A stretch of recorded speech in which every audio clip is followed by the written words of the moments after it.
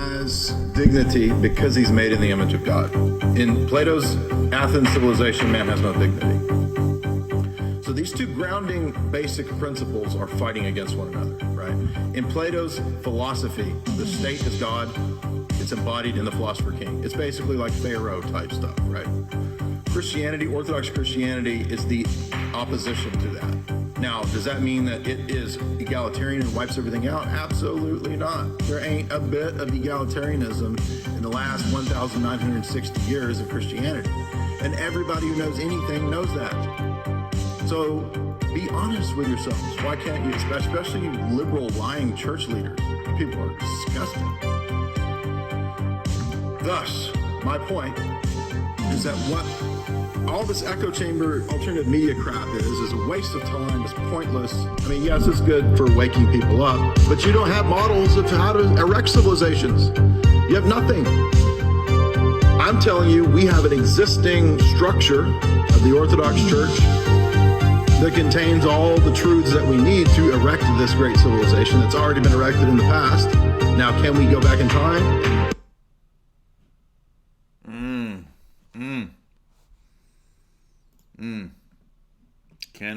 Can we? This is the, thank you to whoever made the Dire Wave audio. I like that. It's some sweet stuff. In fact, I may just let that play again while we let some more people roll on in here. And we are going to cover a lot of issues that are very controversial. I'm not really going to be naming a lot of people's names, and that's just to avoid direct confrontation with people. But I will criticize some public figures and some public institutions. So that's what we're going to get into today. And we're going to look at the overall plan of how the subversion works and what things can be done and what's really going on, the unfortunate political aspects to all this. So we're going to get pretty deep into both the geopolitical and the cultural, churchy problems that are going on. So just give us a few more minutes. We'll let some people roll in, and I'll get going here. Civilization. Man has dignity because he's made in the image of God. In Plato's Athens civilization, man has no dignity. So these two grounding basic principles are fighting against one another, right? In Plato's philosophy, the state is God. It's embodied in the philosopher king. It's basically like Pharaoh type stuff, right? Christianity, Orthodox Christianity, is the opposition to that. Now, does that mean that it is egalitarian and wipes everything out? Absolutely not. There ain't a bit of egalitarianism in the last 1,960 years of Christianity. And everybody who knows anything knows that. So be honest with yourselves. Why can't you, especially you liberal, lying church leaders? People are disgusting.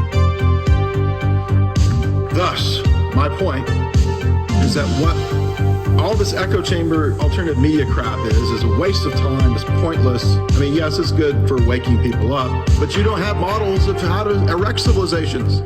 You have nothing. I'm telling you, we have an existing structure of the Orthodox Church that contains all the truths that we need to erect this great civilization that's already been erected in the past. Now, can we go back in time and redo Byzantium? No. But we can build on what is still there, what's left, ruins, right? Standing on the shoulders of giants, basically.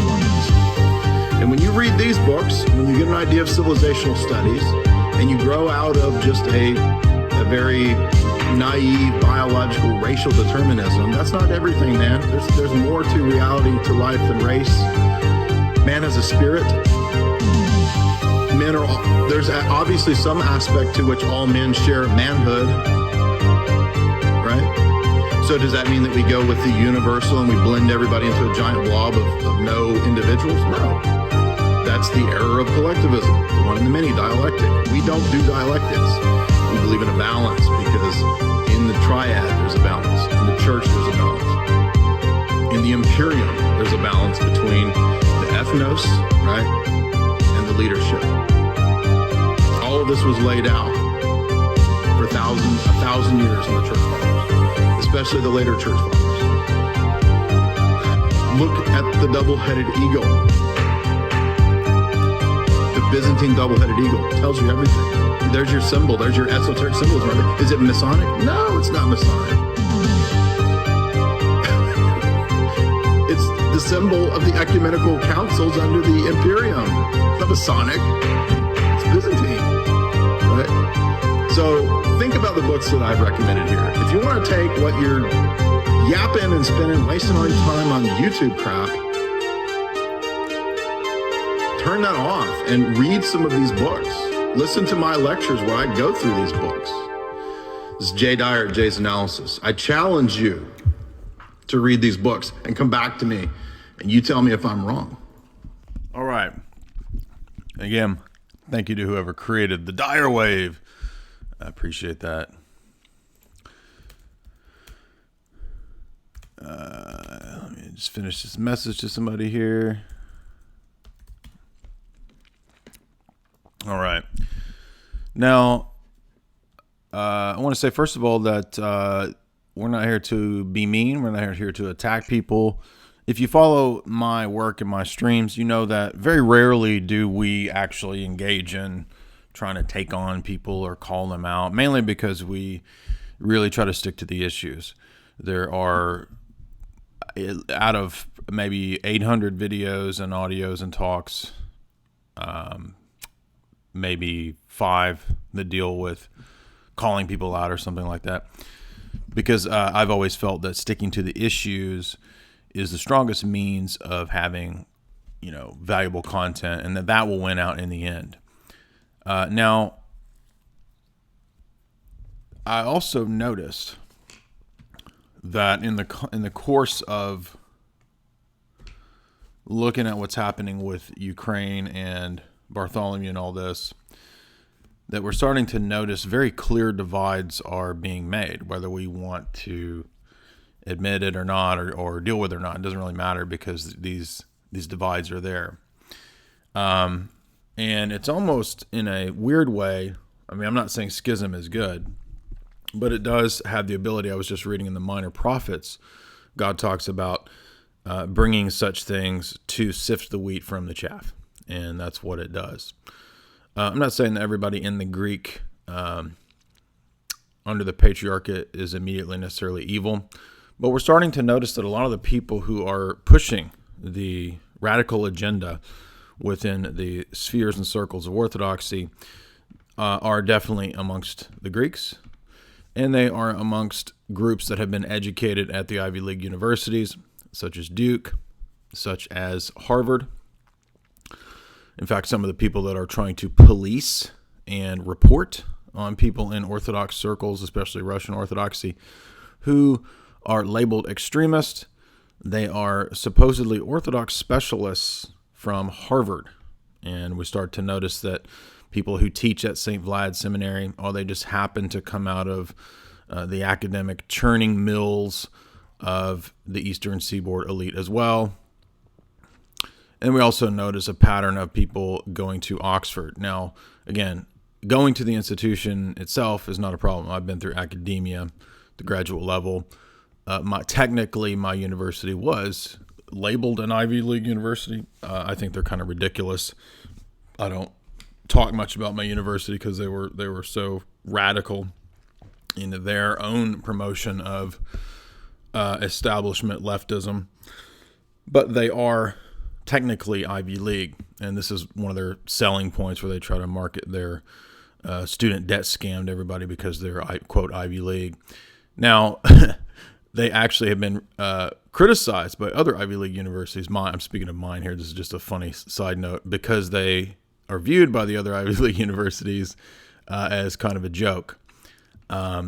So all that stuff is ridiculous. But what I'm saying is that in the normie Americanist power structure, this is viewed as very important. And, you got a degree from Duke. You got your degree from Harvard. Well, you must know a lot about how the world really works, and you might have even studied a language, so let's put you in charge of policing and talking about and reporting on people for major establishment publications. Yes, exactly. We're starting to notice these patterns. We're starting to notice, and this is not me, by the way. Okay, so people that think that I'm some sort of rogue person who's come up with all this on my own. Oh, no. There are plenty of priests, plenty of monastics who have reached out to me, especially in the last year, as the audience grows pretty extensively. And I'm not bragging about that because, again, the focus here has been to just put out solid content. And that's why the audience has grown here. It's not because of tricks or anything like that. There's no foundation funding here. And this is interesting because Ancient Faith Radio is about, I would say I have about the 3/4 the size of the audience of Ancient Faith Radio. And Ancient Faith has been here doing this for a long time. I've only been making videos for the last 2.5 years. So Jay's Analysis audience size will surpass Ancient Faith Radio. And I'm not attributing that to me being great. I'm not bragging. I'm saying that the reason for this is going to be they are continuing to adopt and promote modernist ideas and globalist ideas.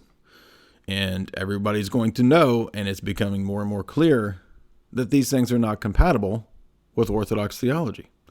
And so what they do is they have a million different winding things and labyrinths and talking around things and talking in circles to explain how all of their positions are still Orthodox. And Orthodoxy's always in dialogue. Orthodoxy is always in ever-changing progression and chaos, and it can always be updated. Now, everybody knows that's not true, but as one of the commenters in the chat just noted, Orthodoxy, in the Normidox position is becoming more and more evident as toxic and cancerous. It's almost like many of them are falling in line with sort of Antifa type views. And while some people mistakenly think that, oh, this is just the normal political discourse in America, this is just what happens, you've got your left and your right, and let's just try to be centrist or something like that. Now, there's a lot of different angles that we need to go through, and we need to talk about this from. But just as a brief side note here, some of these institutions are 501c3, right? So the tax-free foundations, this is a big point about how organizations and institutions in the U.S. are controlled and manipulated. Now, we've gone over this many, many times. I've done lectures on giant geopolitical tomes like Tragedy and Hope that discuss the tax-free foundations. There's also the important Reece Committee hearings, right, which the government actually delved into the power and influence of the tax-free foundations. And what we're going to see is that the exact same model of how the Patriarchate of Bartholomew, and by extension the Greek Orthodox underneath him, the patriarchal churches in America, and the Greek Orthodox Archdiocese of North America, which has long been on a downward turn. We're going to see how this is done. The way it's done is through academics, academia, and the funding of the seminaries. And the model, this is very important, the model of what you're going to see with the Reece Committee and the way Norman Dodd, who was involved with the Reece Committee, speaks of the tax-free foundations and education. It's no different with seminaries. Okay, and then I'm going to show you too, if we look at the Rockefellers in their authorized biography by Collier and Horowitz have a specific chapter about the subversion and control of religion. This is very important. So we want to pay attention to those things, keep those in mind. But let's listen first to the description of Norman Dodd briefly here. And this is going to take a little bit, but it's very important. I'm not going to play the entire 2-hour clip or an hour-long clip. I'm going to play sections of a 15-minute clip, and then I'll be interjecting. I might want to have to change the speed if he doesn't sound. I don't want to make him sound like a drunk or a chipmunk, but I don't want to get flagged either by. Actually, it would probably. I don't know. we'll just be safe. It looks like it's on a whole bunch of different channels, so this is probably not copyrighted. But we'll see if we can change the audio to make it safe for fair use. But the point about the audience size is that it's not so much about me. And if I wasn't here, God could easily bring anybody to gain an audience, right? And to try to promote what's true and expose what's false and corrupt. So it's not about me. The point is that there's a consistent pattern when you adopt the principles of modernism, and most of the time people adopt them thinking that they're going to bring more people in. Like, well, if we water down this message, if we update it, we can really appeal to people. This is the whole thinking behind the emergent church movement. This is the whole thinking behind Gregory Boyd and open theism.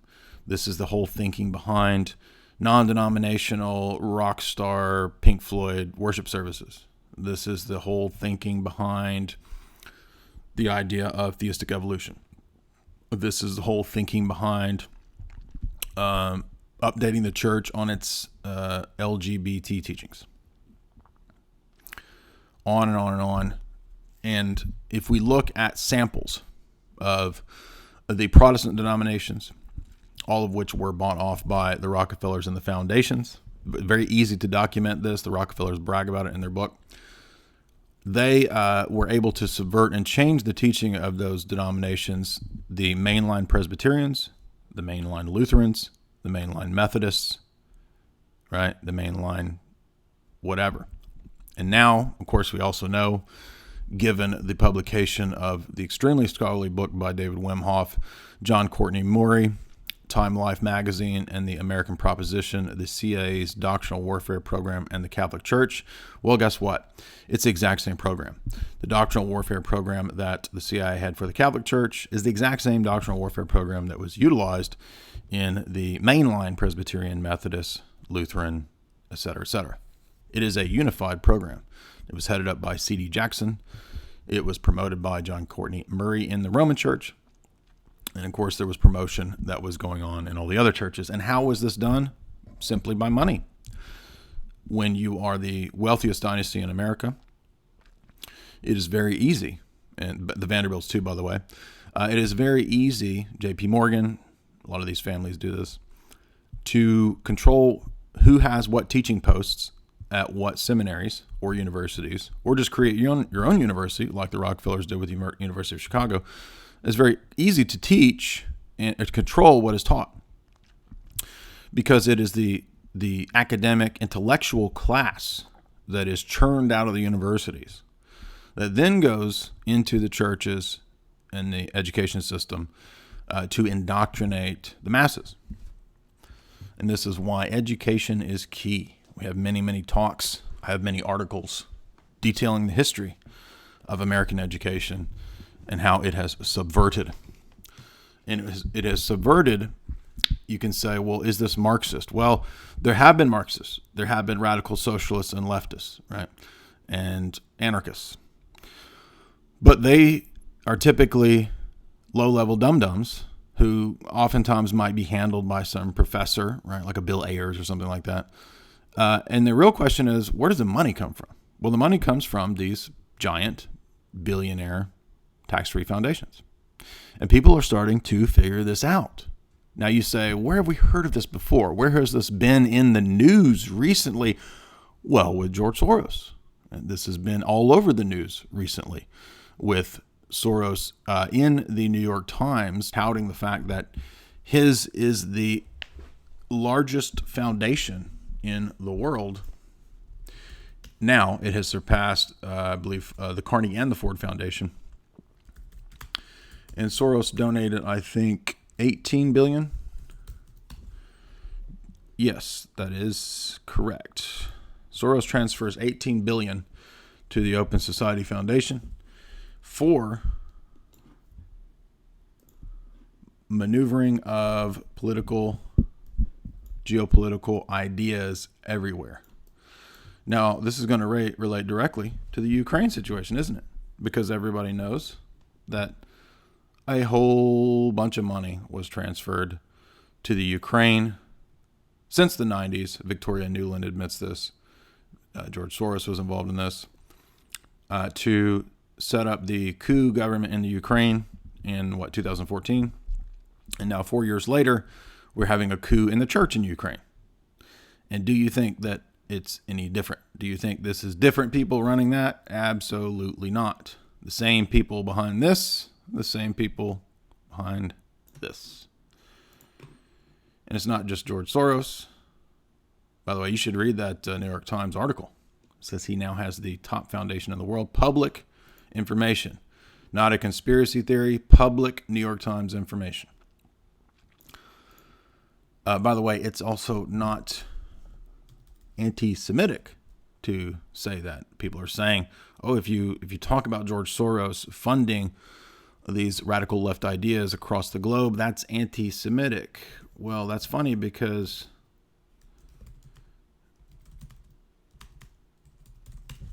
the Israelis themselves have just noted that, in Reuters, have just noted that Soros is a threat. Now, you can choose who you want to side with there, right? Is it anti-Semitic to support Soros or to support Israel? Anyway, I'm just telling you what the mainstream news headlines say. Thank you for the Super Chats. I will take Super Chat questions. None of your money in the Super Chats will go to Ancient Faith Radio. And I also I would never tithe in a Greek Orthodox archdiocese, and I would suggest not tithing, because where do you think your tithe money goes? By the way, I'm told, I don't know if this is true, so please don't correct me if I'm wrong. I'm told that Greek Orthodox, one of the reasons that they don't have any incentive to go against Bartholomew or the archdiocese and its decisions is because they make something like $250,000 a year. That's quite a hefty pension. So the point being here is, why fight for what's true when you get a hefty thing like that? All right. So let's listen to the hearings of the Reece Committee, and one of the central individuals there, Norman Dodd, and he's going to explain to you how the tax-exempt foundations work, and I will guarantee you, I'm going to guarantee you, I know for a fact that's what's going on with like Bartholomew and the Greeks and that kind of stuff in seminaries. I don't know about Ancient Faith Radio and their funding. They do have funding from certain foundations, but I'm not going to say that foundation is bad. I don't have evidence that they are. But what I am going to say is that one of the reasons Ancient Faith Radio in the last few years might be promoting some authors that, for example, teach that want women's ordination, authors that are supporting some other very bizarre things, why they're promoting now climate change on their website. It would be absolutely in connection with these kinds of tax-free foundations, most likely. So let's listen to Norman Dodd explain how the tax-free foundations are able to funnel money to these institutions to control them. And this is something most people don't understand, by the way. People think that, you just go to school and you learn things. No. The university system is tightly controlled. I was at the graduate level of it. I know exactly how it works. So let's listen to Norman Dodd here. And I will be interjecting here. We're not going to play this entire thing. We're just going to play some parts of it. At what point in your career did you become connected with the Reece Committee? 1953. 1953? Yeah. And what was that capacity, sir? That was the capacity of what they call Director of Research for the Reece Committee. Can you tell us what the Reece Committee was attempting to do?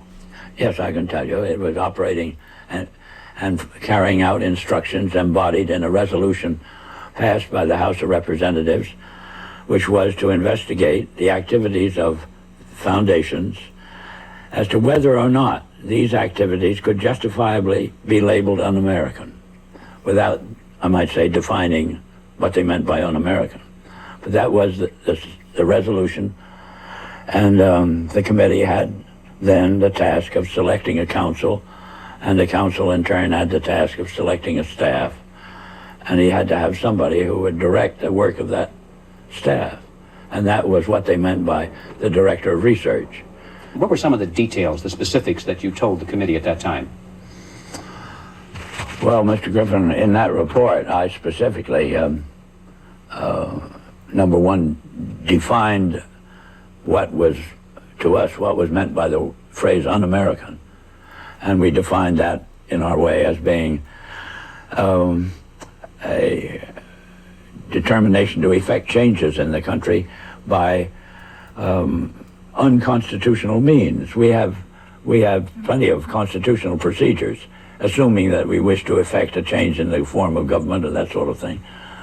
And therefore, any effort in that direction which did not avail itself of the procedures which were authorized by the Constitution could be justifiably called un-American.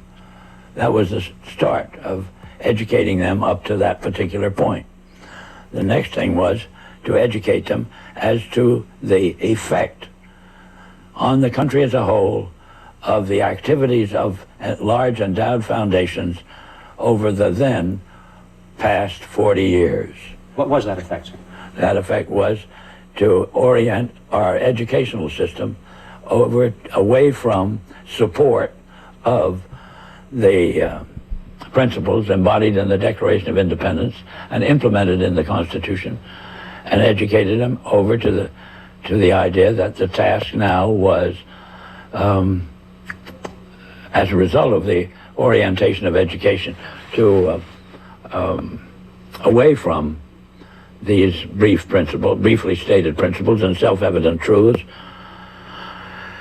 And that's what had been the effect of the wealth which constituted the endowments of those foundations that had been in existence over the largest portion of the span of 50 years, and holding them responsible for this change. And what we were able to bring forward was that what we had uncovered was the determination of these large endowed foundations through their trustees to actually get control over the content of American education. Mr. Dodd, you have spoken before about some interesting things that were discovered by Catherine Casey at the Carnegie Endowment. Can you tell us that story, please? Yes, I'm glad to, Mr. Griffin.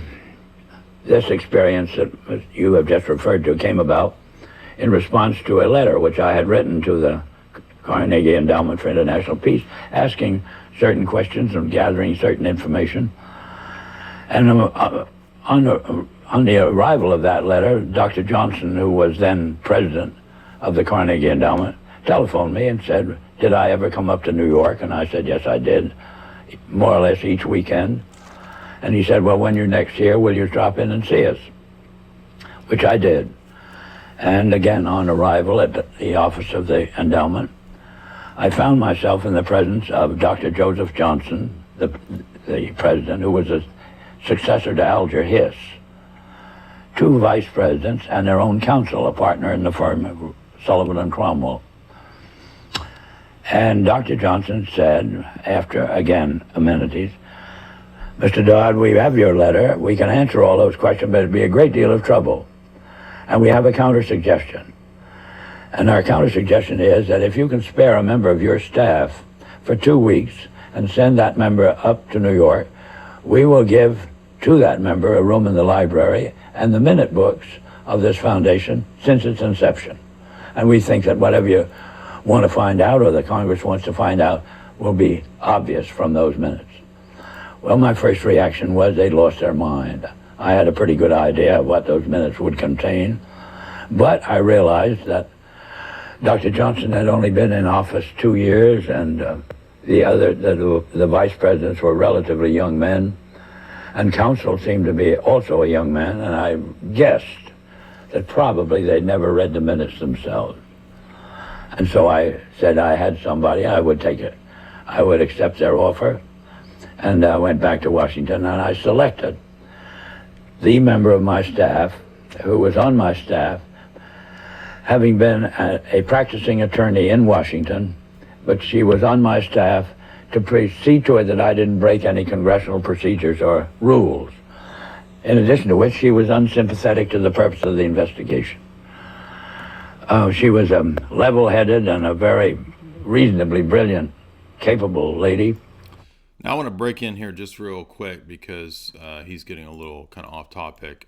There's not much more time left in this, so I'll probably finish this audio. But I want to add that if you look into it, this is a crucial thing because it's one of the key elements that shows that the alteration of the political landscape in America away from the semblance of anything traditional to where we are today has not been accidental. Now, I've gone through, in my Globalist book series, multiple books that have shown this, dozen at least, 14, 15 maybe, that show this from the writings of powerful globalists themselves. And at the same time, we can look at the Dodd Report as the right in America being suspicious of communism, something akin to post-McCarthy era questioning, right? And you might think, oh, well, so now you're backing up the neocon agenda. No. See, this is why this is important, because what the report discovered was that the Marxist, socialist, Leninist, Trotskyist, leftist views, right, that were being promoted in America, and by extension that were being promoted then in the 60s revolution, were being promoted not by ragamuffin, Che Guevara t-shirt wearing goofballs on the street picketing broke college students, but by the wealthiest people in the country. This is why that crucial chapter of Tragedy and Hope, which is actually the most famous chapter of Tragedy and Hope, it's not the most illustrative, but it's the most famous chapter in Tragedy and Hope, where Dr. Quigley discusses the fact that the tax-free foundations, the NGOs, they are the ones who have taken America in the direction that it's gone. So when we're talking about the Ford Foundation, the Rockefeller Foundation, the Carnegie Endowment, Columbia University, Harvard University, University of Chicago, University of California, they all were investigated in the Reece Committee, and particularly the Institute for Pacific Relations, which was a Rockefeller institution. And they discovered, wait a minute, the promotion of moral relativism, the promotion of internationalism, as the report says, the promotion of radical collectivism, the promotion of the idea of cultural revolution in America has been promoted not by dumb hippies on the street, but, well, that's their foot soldiers, but by these billionaire oligarchs and their entities, namely these Ivy League institutions, University of Chicago, blah, blah, blah. And that's not the only thing they taught, right? They taught the radical green agenda, the exact same people. And anybody who's been to these universities knows that that's what they teach across the board 100%. You are not allowed to question it. I was not allowed to question it. I did question it in my graduate studies, and that's part of what led to my problems, was that I questioned it. And if you read into the Reece Committee, this is what you will find they were into. So what this shows is exactly what we've said for a long time, and many others who are at the top of this sort of research, Professor Anthony Sutton, Dr. Carroll Quigley, who, by the way, is a bad guy. He's all for this, right? But he admits it. The early John Birch Society, I'm not a supporter of the John Birch Society, but at least the beginning of the John Birch Society began with I forget the military guy's name, but he's the one that, some general or something, he found out this very point. He discovered that it's not the KGB in Moscow that's behind the radical change in American landscape. It's the billionaire oligarchs that are behind it.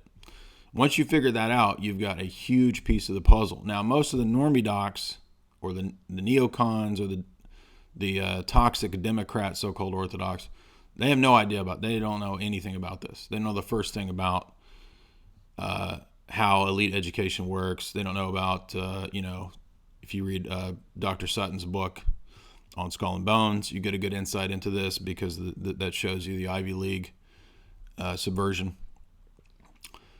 But there are multiple books that have discussed this, right? A lot of people are familiar with John Taylor Gatto. He just passed away.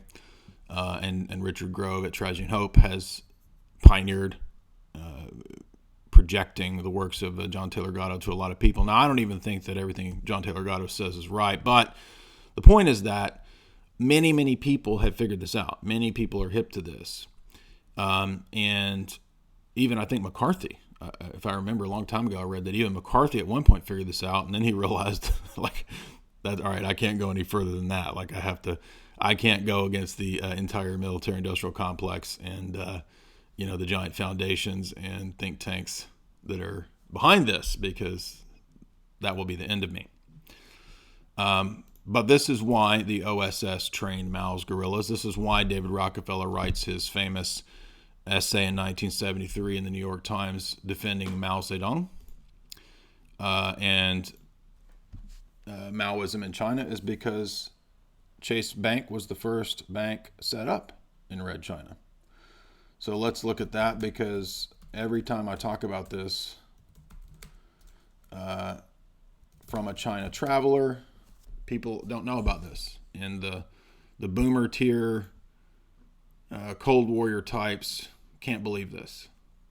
But I assure you it's real. Let me assure you it is real. And I'm going to show it to you. All right, let me just pull up David Rockefeller's. Open the image in a new tab. Yeah.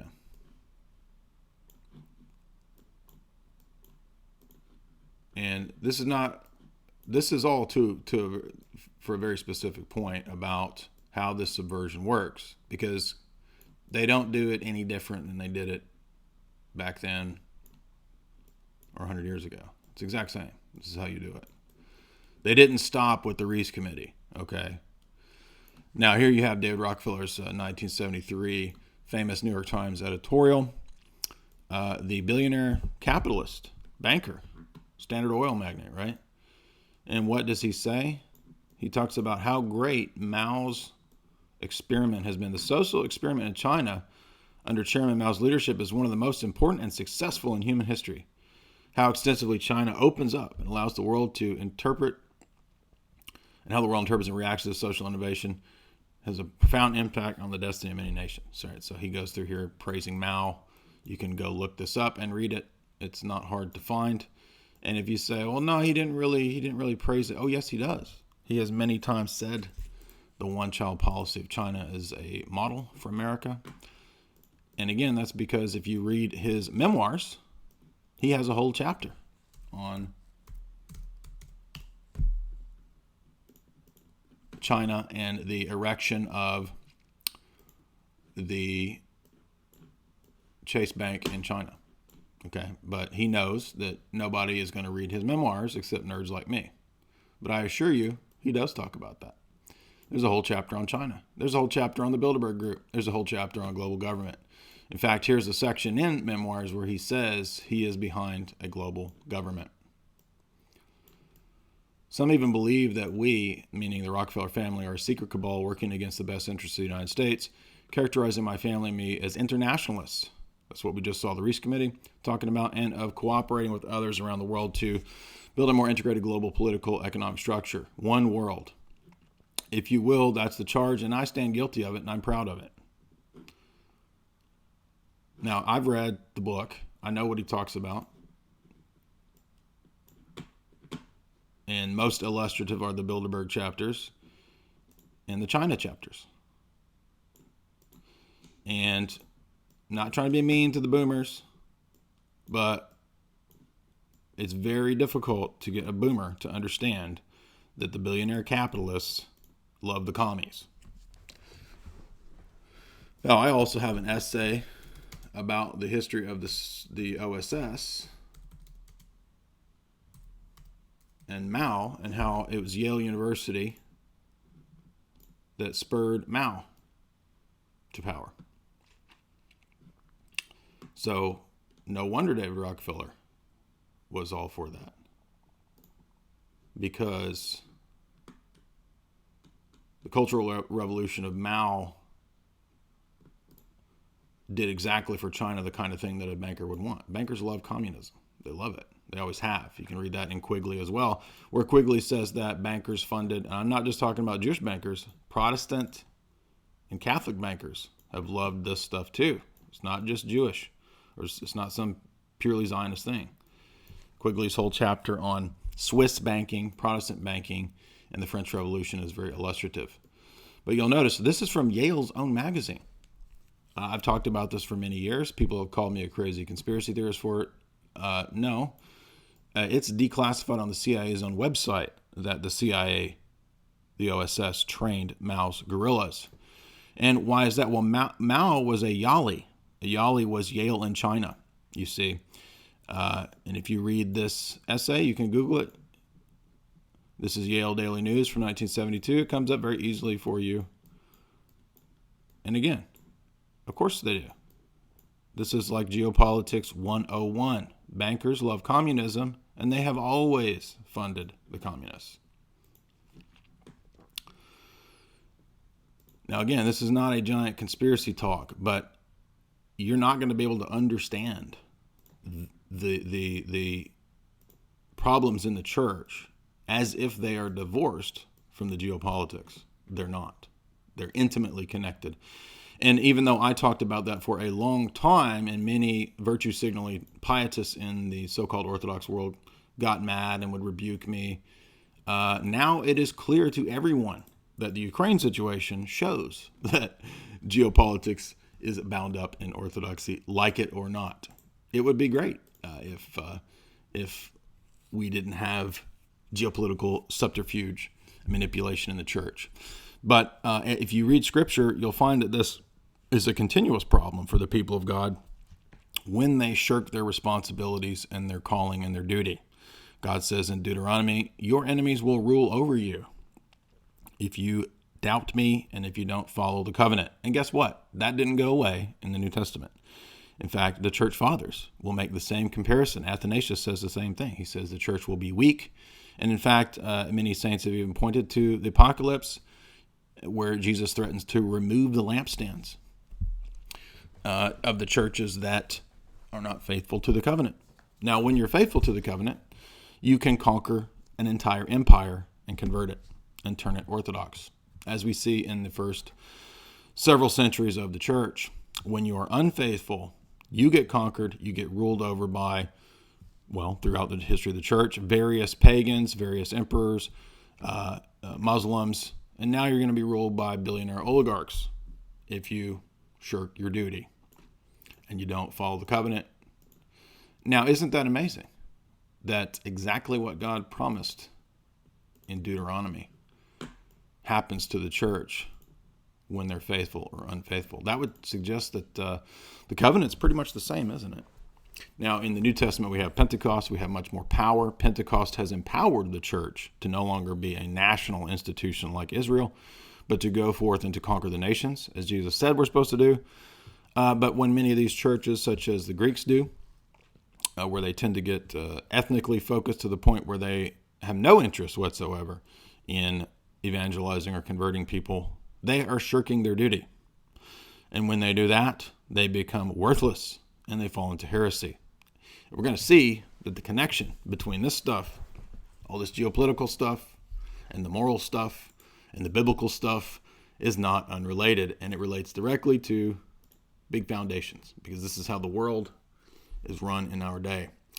If you would like to read more specifically on that point, and you want to see the actual documentation of the Council on Foreign Relations, their support for the Soviets and Maoism, or at least the attempt to blend the West with the Soviets, called The Third Way, then what you want to read is my longtime essay. It's been shared thousands of times on the internet. And I was able to save it and preserve it over to the new site. Western Support for Communism, CFR, OSS, Soviets, and Asia. It's an important essay that will get you woke, dog. Get you woke. So let's listen to a little bit more of Dodd, because we really want to hammer home the importance of this point of the banker, oligarch. And again, banker is not just code for something like Zionism. This is Rockefellers, J.P. Morgan, Carnegie, Rothschild, all of them, because it's all the same combine. And I'm going to show you too, if you saw that emblem that I put up, that's very illustrative. It's the same power structure when it comes to the media too, isn't it? Yeah, we're starting to notice it's the same pattern, the same structures, the same thing. I'm going to pull that up in a minute, but let's listen to more of Mr. Dodd while I do that. And her attitude toward the investigation was, what could possibly be wrong with foundations? They do so much good. Well, in the face of that sincere conviction of Catherine's, I went out of my way not to prejudice her in any way. But I did explain to her that she couldn't possibly cover 50 years of handwritten minutes in 2 weeks. So she would have to do what we call spot reading. And I blocked out certain periods of time to concentrate on. And off she went to New York. She came back at the end of 2 weeks with the following in the way of on dictaphone belts. We are now at the year 1908, which was the year that the Carnegie began operations. And in that year, the trustees, meeting for the first time, raised a specific question, which they discussed throughout the balance of the year in a very learned fashion. And the question is there any means known more effective than war, assuming you wish to alter the life of an entire people? And they conclude that no more effective means than war to that end is known to humanity. So then in 1909 they raised the second question and discussed it, namely, how do we involve the United States in a war? Well, I doubt at that time if there was any subject more removed from the thinking of most of the people of this country than its involvement in a war. There were intermittent shows in the Balkans, but I doubt very much if many people even knew where the Balkans was. Then finally, they answered that question as follows: we must control the State Department. And then that very naturally raises the question of how do we do that? And they answer it by saying, we must take over and control the diplomatic machinery of this country.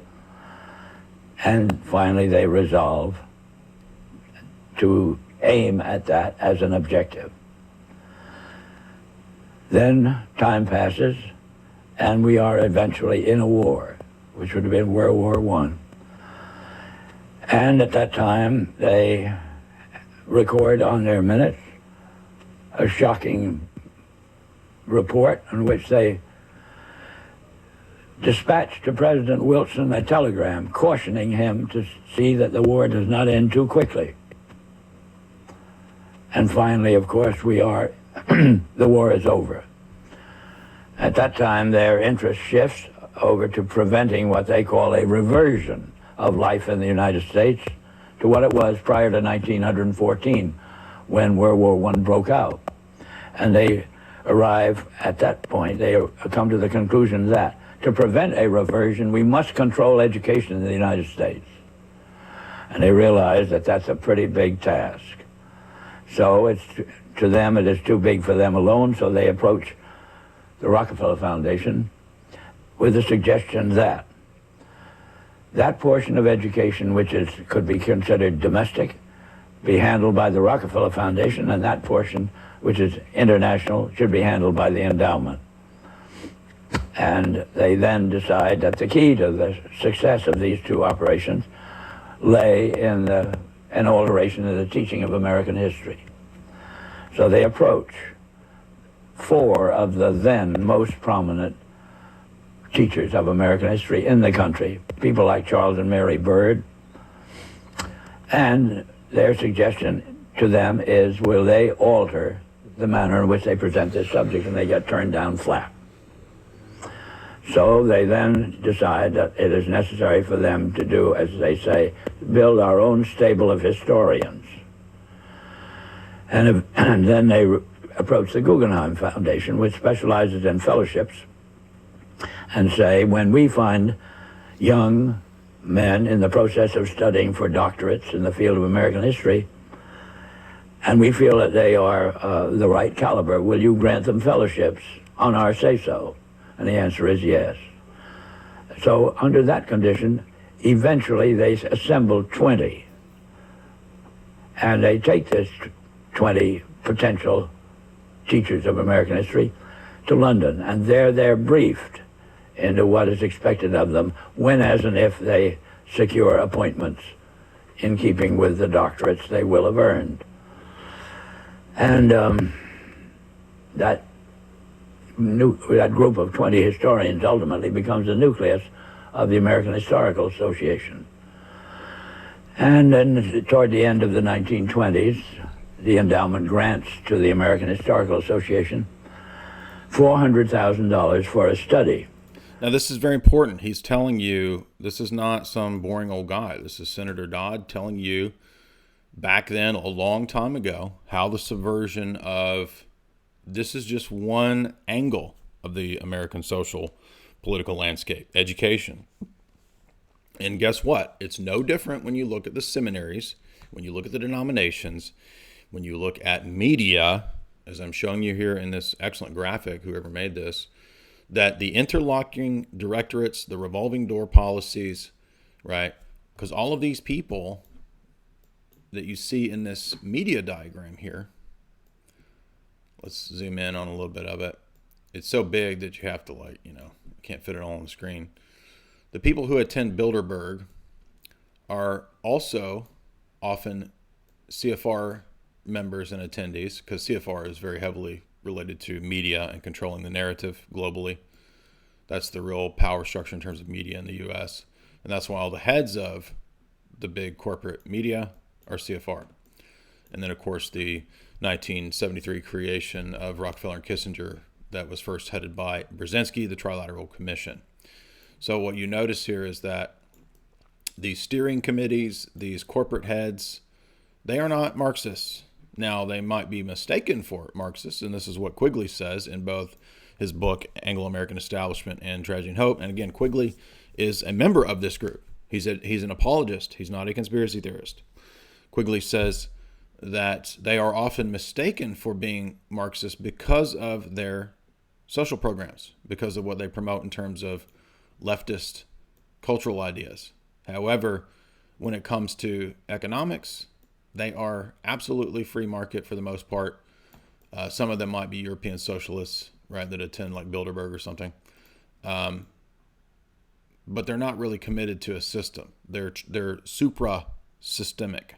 They're above ideological constraints. And so they will work in any government that is amenable to the interest of the power structure, whether they are fascists, whether they are dictators, whether they are commies, or whether they're whatever. And you'll notice all of these institutions unanimously attack Trump, Russian, Putin, Russian, right? The Russian menace, trying to stoke this new Cold War, and they hate the Russian church, especially. And I say that because that has come out today. This is in the news today, some amazing articles that just came out. Let's see, I think I've got these pulled up. Let me pull them up here. Where'd it go? And by the way, somebody asked me, no, I'm not being cowardly. It's just that I was fussing about people on Facebook who are sort of backtracking in their positions and their claims, saying, oh, I didn't mean that. I didn't mean that. So I'm not going to name those specific women who are being promoted at Ancient Faith Radio. But if you're going to talk about Callistos Ware, I think Andrew Louth, if I recall, who's the other one? And then people are saying Father John Bear. He has modernist stuff in his book on Christ. He also comes out of the academic mill. He's churned out of that same power structure. Of course, Ware was putting out pro-gay statements this year. Sister Vasa putting out pro-gay statements. These people are controlled, whether they know it or not. Now, I think I saw an article yesterday saying that Moscow Patriarchate has withdrawn from ecumenical dialogue with Rome. We'll get to that in a minute. That's a good thing, by the way. But now what we're starting to see here is the catalyze. It's catalyzing people into understanding what's going on in terms of picking different camps. And like that commenter said at the beginning of the stream, being a normie and being normie docs is increasingly toxic and dangerous, and it's becoming just evident, right? I mean, this whole power structure that you see here, it is absolutely real. You can let's zoom in on some of the names here that run these entities. Not all Zionists, by the way.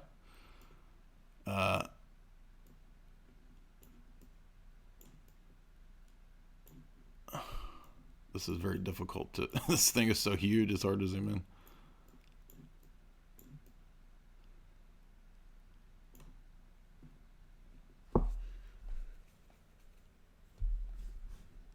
So, lots and lots and lots of important people that run the giant media complex. And you say, there's no conspiracy. It's just people doing their journalism jobs and getting their blue check. Oh, they just happen to go to Bilderberg and they just happen to be in the CFR, and the CFR just happens to be what Norman Dodd's talking about. But they don't have any unified ideology, even though they just said a few months ago, let's all unite and write that Putin got Trump elected. Okay, which is nonsense. Right. So the people who can't see this are simply bad-willed and blinded. They don't have any spiritual discernment. And they don't have spiritual discernment because they don't actually believe in truth and falsehood. Remember what Dodd was just talking about. What did the Reese Committee hearings find that the universities were promoting first and foremost? Moral relativism. Who has talked about moral relativism in the university structure for 20 years now? Me. I have, Jay Dyer, because it was one of the first things I noticed at the university power structure was that they are so intent on inculcating relativism. Why are they so intent on me being a moral relativist? Well, because they're paid to do so by the tax-exempt foundations and the oligarchs. And people are figuring this out. In the Ukraine situation, I'm not happy that the American church, under the influence of the CIA and NATO and the Atlantic Council and the Democratic Party and the tax-free foundations and Patriarch Bartholomew, is going in that direction. But it's making it very clear for people to see. And I'm not saying that the Russian church is perfect. There's problems in the Russian church. But the Russian church is being forced, just like the Ameridocs and the CIA-supported American so-called Orthodox are making it clear what their positions are. Global conspiracy is undermining the Russian Orthodox Church, says Kirill. Yes, it is, because it is part of. Let's see. Let's take a sampling here. You can look up this recent New York Times opinion piece, and it's always these Greeks who come out championing Bartholomew.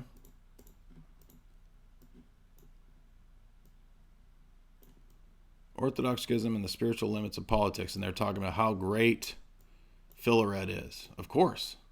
Now, who do you think the New York Times supports? Who do you think they like? Why do you think they're churning out the articles in support of Philaret? Well, where's the New York Times on here? Let's see, NYT. Right there.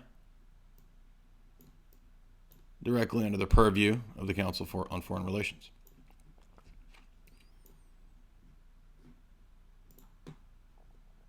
So, of course, they're going to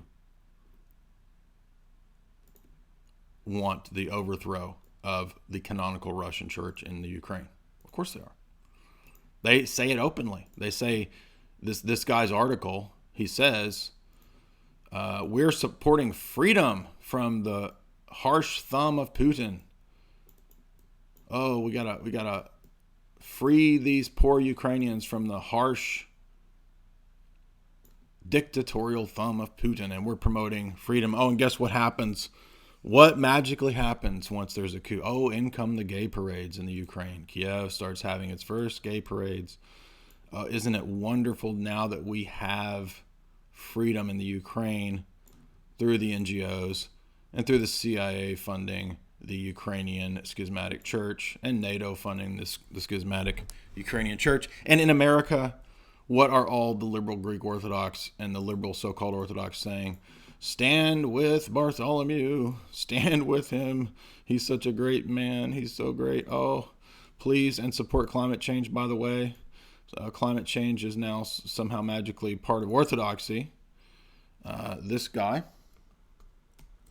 who is trying to put out a movie of some kind. Never heard of this guy.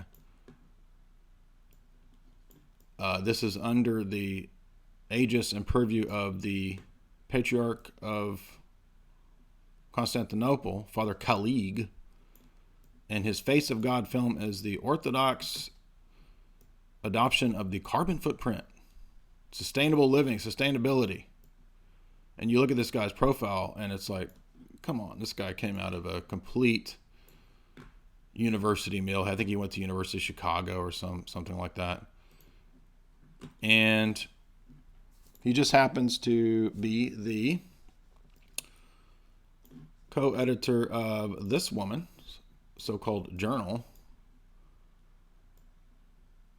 This Alice, what's her name? Let's see, this woman who nearly Orthodox is right, or actually not even close to Orthodox is more right. If you look at her Twitter feed, she has a book that Ancient Faith Radio supports that appears to promote women's ordination. I've not read the book, but I've been sent screenshots of the book.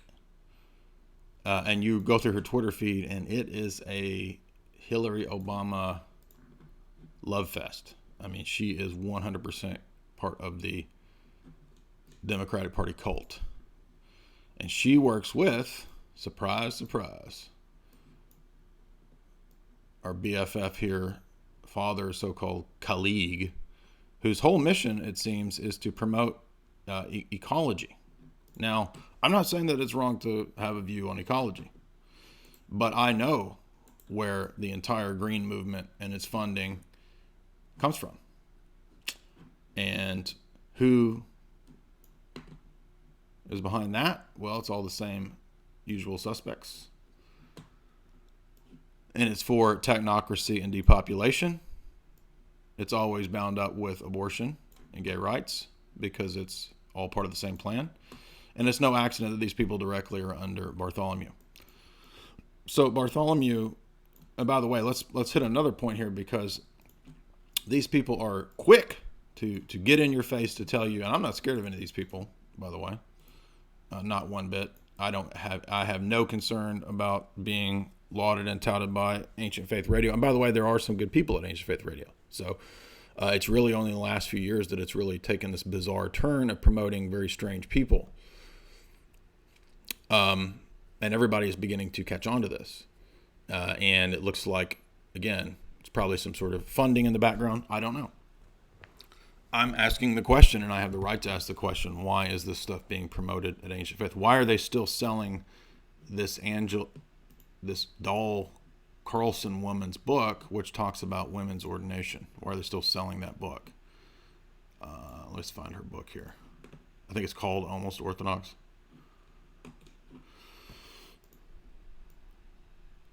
And everybody knows that, by the way, so there are a bunch of girls on Facebook who are calling me a meanie and getting mad that I'm talking about this. No, this is what you're supposed to do, okay? Paul says that women are not permitted to hold teaching offices publicly in the church. Now, they can teach, and there have been many saints in the church who have taught and who have enlightened nations, who spread the gospel. There's nothing wrong with that. In fact, like Moses said, would to God that all of God's people shared in the Spirit. In fact, Pentecost shows that the Spirit comes upon all women. However, Paul also balances this by saying in 1 Corinthians 14 very clearly, by citing the law in 1 Corinthians 14, that it is not permitted for women to teach in the church as if they represented the church. And yet we've had multiple women now being raised up at AFR who have dubious orthodoxy or are totally unorthodox, and they need to be called out on this. And you can feel free to send them a message. And again, now these people will say, oh, we did nothing wrong. You are mean and hateful. No, I'm sorry. It's not mean and hateful to be concerned about who's teaching children in the church. Most of these women are, of course, Sunday school teachers, right? Now, if they're Sunday school teachers, okay, that's up to the decision of the local priest and bishop. But I can't fathom that people who have these very radical views would be allowed to teach Sunday school, unless that's not a big deal anymore, teaching Sunday school. I would think that what children are taught actually is a big deal. And you can go to Ancient Faith and you can see that they are now promoting climate change. They have they even have an entire podcast by this Khalid. Suddenly this Khalid guy shows up. He's going to teach everybody the true position on climate change straight from the foundations. And here they're talking about sustainability. Now, these people don't know much. Okay, so I'm not saying these people are like knowing secret agents. These people are probably duped into believing this stuff and don't know any better. But the bishops and the priests should know better. But how are they going to know better when the CIA NATO-funded Bartholomew himself is telling people that the gospel is principally concerned with climate change and the environment? Right, this is the central program of the technocrats over the last several decades. I have endless talks on this very issue. It's not hard to figure this out. And by the way, many of these so-called Orthodox openly will tout that they vote for the pro-abortion, pro-gay candidates, and nobody sees this as anything problematic. Oh, so what? So what? So what? Many of them will in fact say, don't bring your politics into orthodoxy. Oh, now wait a minute. Don't bring politics into orthodoxy. Now, climate change is a highly politically charged dogma. And we are being told now that this is part of so-called orthodoxy. Now, 501c3 institutions that are tax-free foundations supporting something like Ancient Faith Radio, which is now adopting very politically charged ideas like climate change and sustainability directly from the United Nations. That's pretty political to me. So the people who are constantly telling you not to bring your politics to orthodoxy, that's private, my private doctrine, my private opinion, and yet they'll post everywhere all over Facebook who they voted for, their support for gay rights, their support for orthodoxy and climate change. Now, if this were, actually about saving the environment, again, we would be fine with that. Everybody knows that I have plenty of critiques of capitalism, so we're not here to defend neocons. We're not here to defend the Fortune 100 or 500. In fact, what these naive people don't understand is that the climate change and all this stuff, the green agenda that they are duped into supporting, is funded by the same power structure that they think they're opposing. they think they're opposing big meanie capitalists. No, here's all. Look, all of these are capitalist institutions across the board here. You see all these media organizations. I don't see any Marxist institutions here. I see 100% for-profit capitalist institutions. Now, yeah, they receive government money, so I guess technically they're fascist institutions, right? Public-private partnerships. And every one of these institutions, media things here that you see, every one of them supports climate change. There's not a single one on here that opposes, criticizes, or doubts the radical climate, green, sustainability, austerity agenda cooked up by the Club of Rome and David Rockefeller, as he brags in his memoirs, and as their authorized biography, the Rockefellers, Collier, and Horowitz has entire chapters on. Now, again, this is not about conspiracy theories. Every bit of this is in the public. It's 100% open. Anybody can go look up what the Council on Foreign Relations does, who it's related to, how it relates to the media, where it gets its funding. It's all public. The Rockefeller Foundation publicly publishes where it directs its money. So I'm not talking about some covert, secret conspiracy. It doesn't have to be covert. It's all in the open.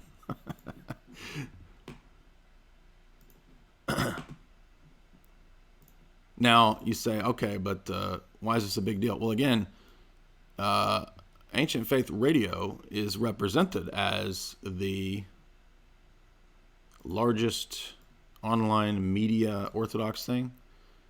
And no, I'm not here as if I'm not interested in being affiliated with them. If they've invited me to speak, I would never do it. Now, they would never invite me to speak, which is, I wouldn't have done it anyway, because I saw where they were going 10 years ago.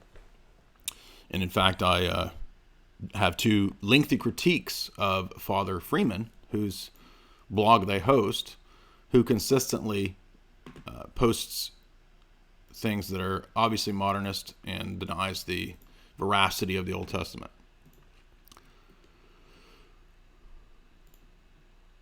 So when we look at sustainability, Orthodox climate change nonsense, you're immediately led to Bartholomew. You're immediately led to the countless instances of Bartholomew and his direct working with the CIA, the State Department, NATO, and magically he's compromised into doing exactly what they want in the Ukraine. There are plenty of articles that demonstrate this. Very easy to demonstrate. I did a whole talk on this, right?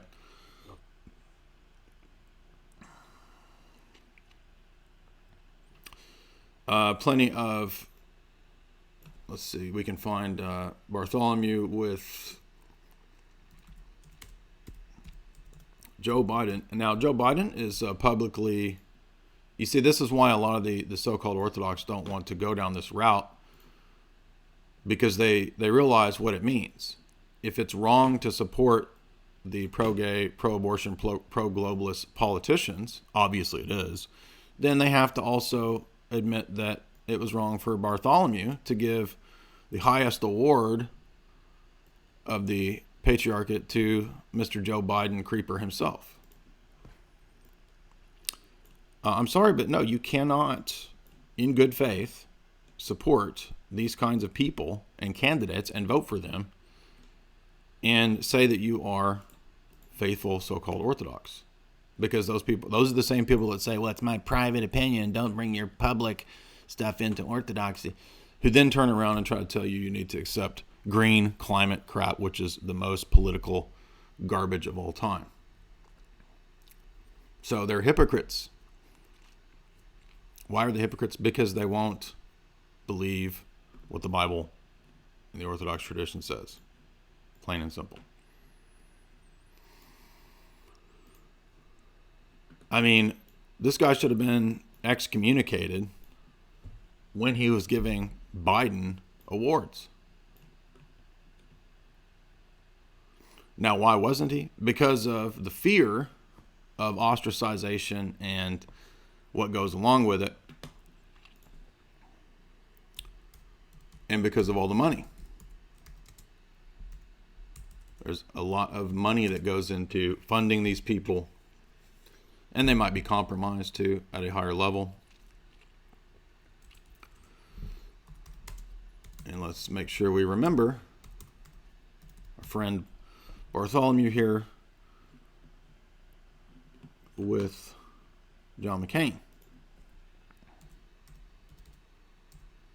Or he may have sent old Warhawk John down to meet with the phony patriarch Filaret. Let's see, where's the... Yeah, here it is. Of course, we showed this in the last video I did. If you didn't watch my other video, you can go watch this. More awards, right? Awards for John McCain. This is the phony patriarch and the special gifts and awards for John McCain. So you'll notice, and of course, John McCain behind not just that operation there, but also with the jihadists, right, supporting ISIS. So John McCain, Warhawk, warmonger, 100% anti-Orthodox, 100% neocon, ready to destroy. I mean, how many times has he said, right? Get rid of Russia. Vladimir Putin, if I had my way, I'd have got rid of Vladimir Putin a long time ago. He's a tyrant. And thank God we've been removed from this man. And no, there's nothing about orthodoxy that says that you can't speak about the wicked after their death. The whole church commemorates the destruction of Arius. All right, so let's get that out of here. What does Proverbs say? The righteous celebrate when a tyrant and a wicked person dies. So again, it's not hard to figure out, actually, when you have a little bit of geopolitical basis, when you can see what's going on in the background with the political buy-offs and who's supporting who. It really starts to make sense. And this is why the Greeks are so weak and why they can't oppose any of this, is because they're bought off and compromised, and they don't really believe it anyway, right? I mean, I showed that Greek Orthodox Archdiocese manual saying don't make converts, don't convert people from other religions. Excuse me. Yeah, you do. You have to. I tweeted that out a while back. That is in the Greek Orthodox Archdiocese Manual Handbook. There's a section on proselytism. Don't make converts. So to leave people in their atheism, leave them in their cults, it's very loving to do that. It's very loving to leave them in their cults. Now that, again, just happens to be the ecumenist, Rockefeller, One World Order line of thinking, isn't it? Yeah, don't make converts. It's exactly what the ecumenical movement says. And the ecumenical movement, surprise, surprise, where do you think it gets its funding? From all the same foundations that I just showed you. So it doesn't take a PhD. You can figure this out on your own by reading just what's online. And I don't mean reading politically charged articles. I mean, you can read these people themselves. They have their own open sourced doctrines that you can easily track down. I've already listed multiple books for you, multiple titles. So let's hear a little bit more of Norman Dodd. He's almost done. And then I'm going to give some more comments on some other issues that I see as relevant. Of our history in a manner which points to what can this country can it look forward to in the future. And that culminates in a 7-volume study, the last volume of which is, of course, in essence, a summary of the contents of the other 6. And the essence of the last volume is the future of this country belongs to collectivism administered with characteristic American efficiency. That's the story that ultimately grew out of, and of course was what could have been presented by the members of this congressional committee to the Congress as a whole for just exactly what it said. But they never got to that point. This is the story that emerged from the minutes of the Carnegie Fund. That's right. Carnegie Endowment That's Fund. right. And so... It was official to that extent. I see. And Catherine Casey brought all of these back in the form of dictated notes or verbatim readings of the minutes. On dictaphone belts. Are those in existence today? I don't know, but if they are, they're somewhere in the archives under the control of the Congress, House of Representatives.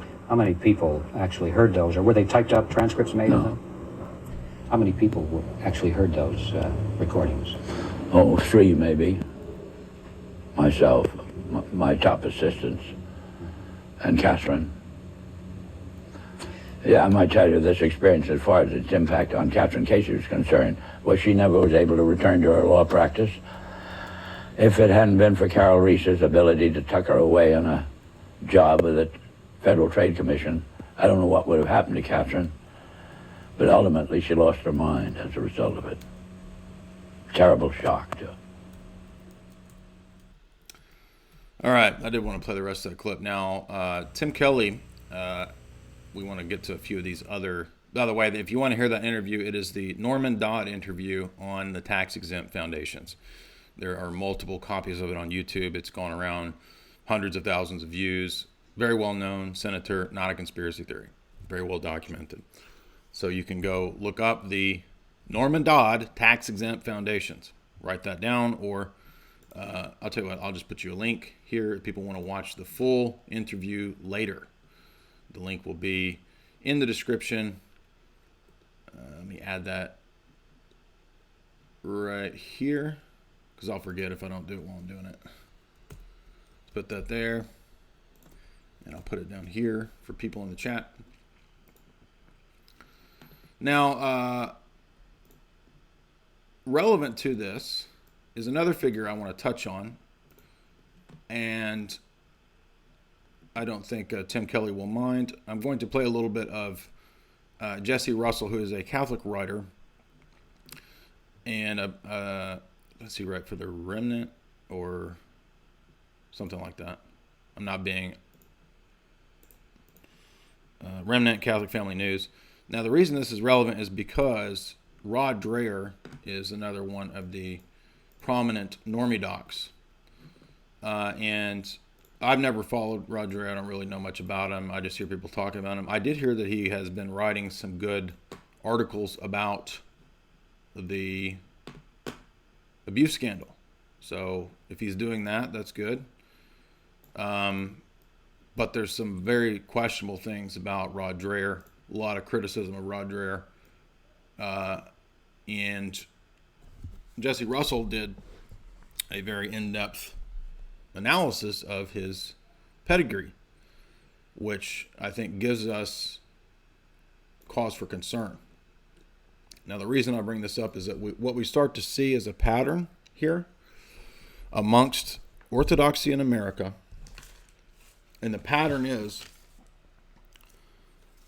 that there's a tendency to support modernist views on Scripture, a denial of the historicity of the text, probably because of their education. There's a tendency to promote the idea that there's no such thing as a coherent, consistent, orthodox social teaching.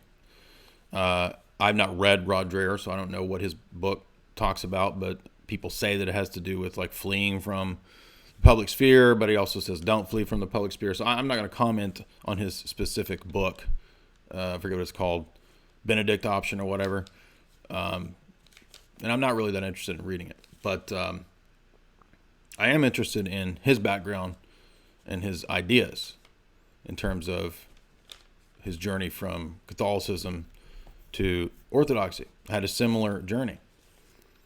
But what happens is that when we go through that kind of a journey, we have to fully immerse ourselves in the Orthodox phronema, right? We have to fully develop an Orthodox worldview. And the unfortunate thing, and I know this because I almost made this mistake. I almost became Orthodox a long time ago out of Catholicism. And the tendency for a person new to Orthodoxy is to immediately step into trying to be a teacher and to try to bring in their Catholic, their Protestant, their evangelical ideas to fix things, because they see, oh, what Orthodoxy needs is to be fixed. I've got all this evangelical background and I can fix it.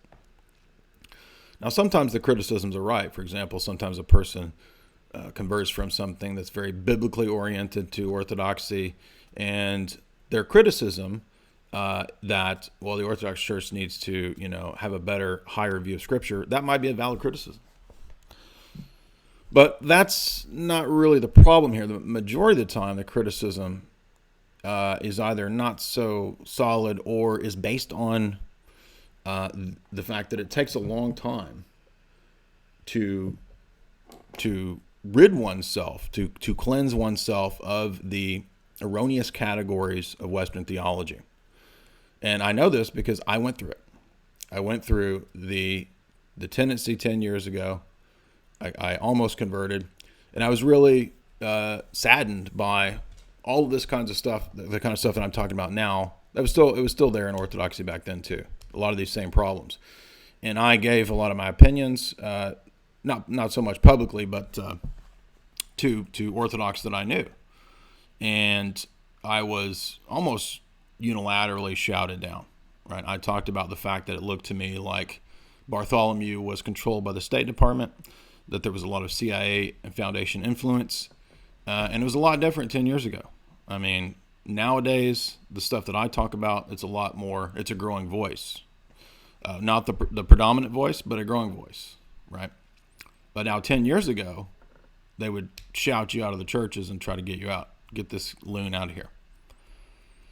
So the reality was that I was both right on some things, but I also had in my own worldview, in my own psychological world, a lot of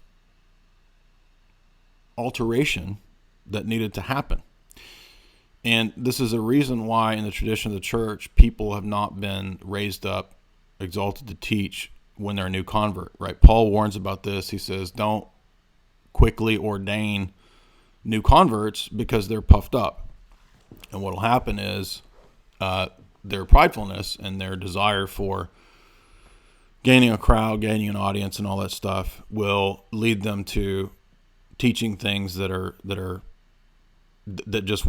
for itching ears, right? That they'll end up just wanting to please the crowd, and they'll end up straying away. And this is what happens, especially to the people who have the modernist views of Scripture.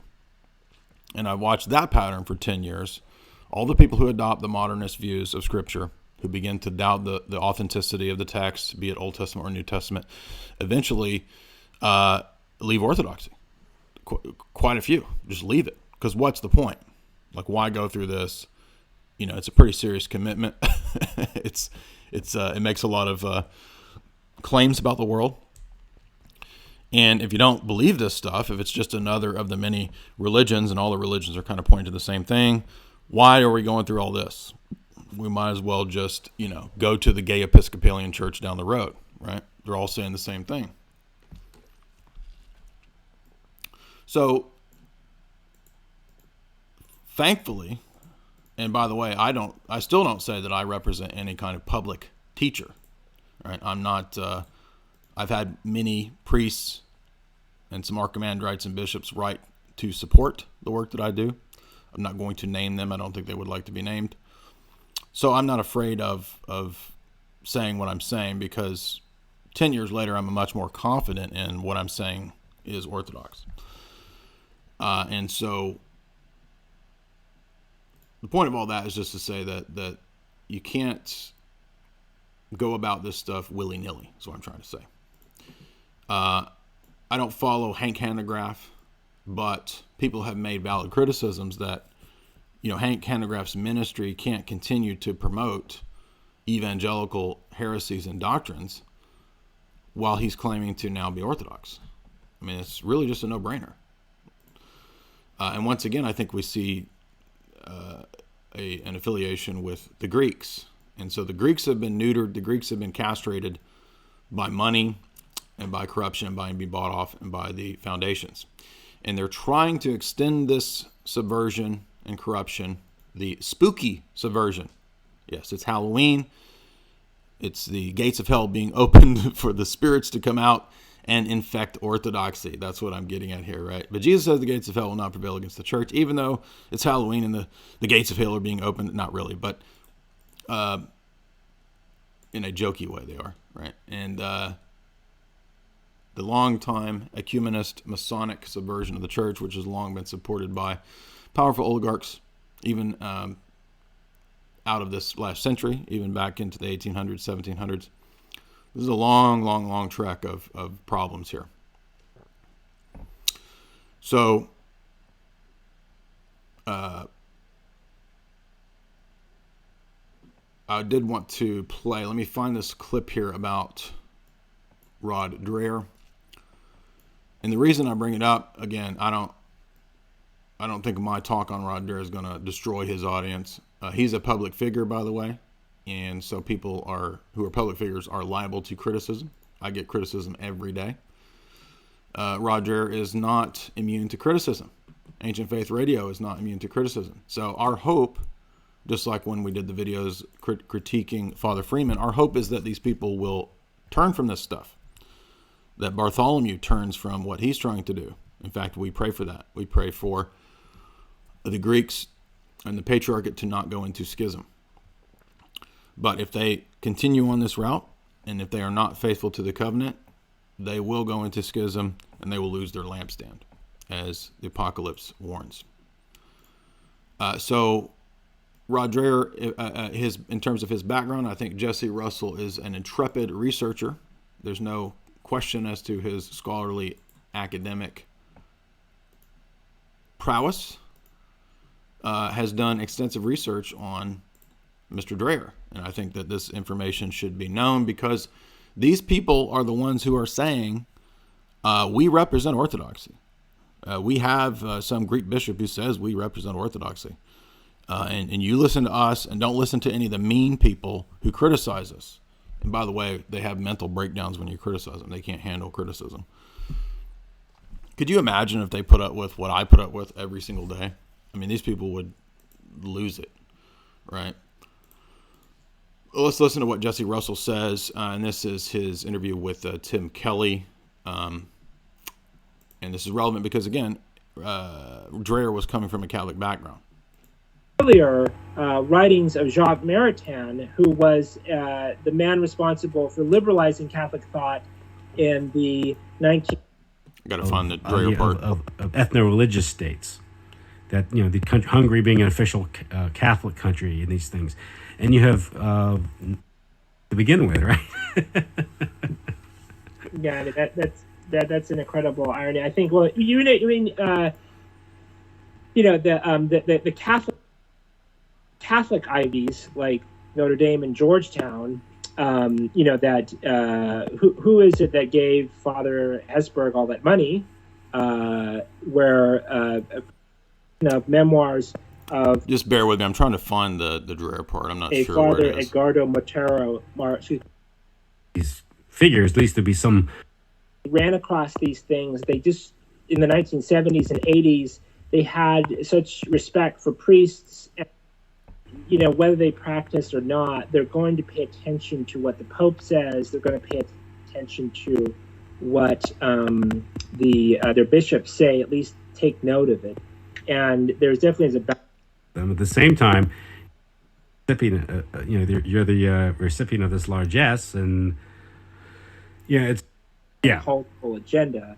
It's not as though like the Secret Service found out this stuff about McCarrick back in 2012. They didn't say anything. That this stuff started to appear in the media in 2005 in an obscure article, and these people kind of ignored it. With Cardinal McCarrick, that it was known, and because there is some truth to that, in that the goal of Catholicism is to make the world Catholic. But there was, I think, more than any other group, until the advent of the suburbs, there was a allied with the state or the Hudson Institute. This is a long talk. Here it is. I think this is it. So either way, you have all the I guess you could say all the agents of social, cultural destruction being promoted one way or the other, left or right wing. Oh yeah, a figure right at the center of all this is Rod Dreher. I was just about to bring his name up. Here we go. Yeah. So this is, again, I'm going to put this up for you so you can listen to the full talk, which is illustrative because, again, even though they are discussing the Catholic Church, the means and methods of subverting and introducing updated theology, moral theology, so-called, into the churches is the same for all the churches. Okay. So, by the way, I'm not trying to say Roman Catholicism. I'm not promoting Roman Catholicism. I'm just saying, everybody knows that I'm not promoting Roman Catholicism. I argue with it all the time. I'm saying that the research of Jesse Russell here and what he describes is perfectly illustrative for the exact same kind of subversion that's happening in the Orthodox Church. And again, once everybody is aware of this and once everybody can see it, it will vanish. It will not work. No one will fall for it.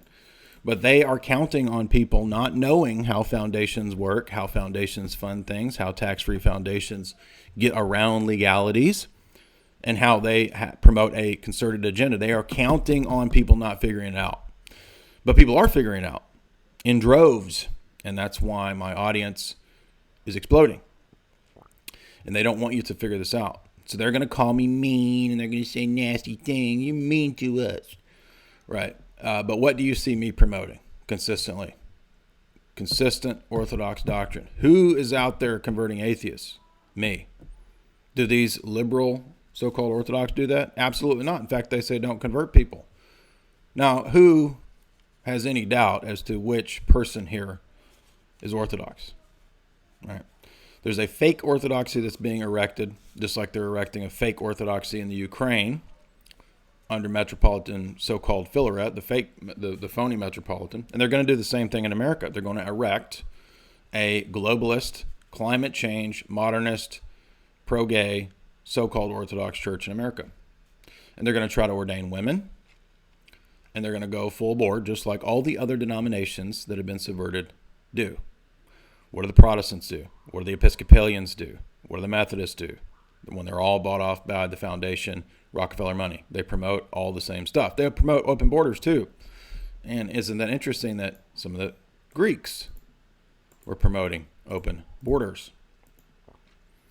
And how it's somehow Jesus is mad at you unless you promote open borders and you're mean. What a bunch of childishness. These people are, it's like dealing with children.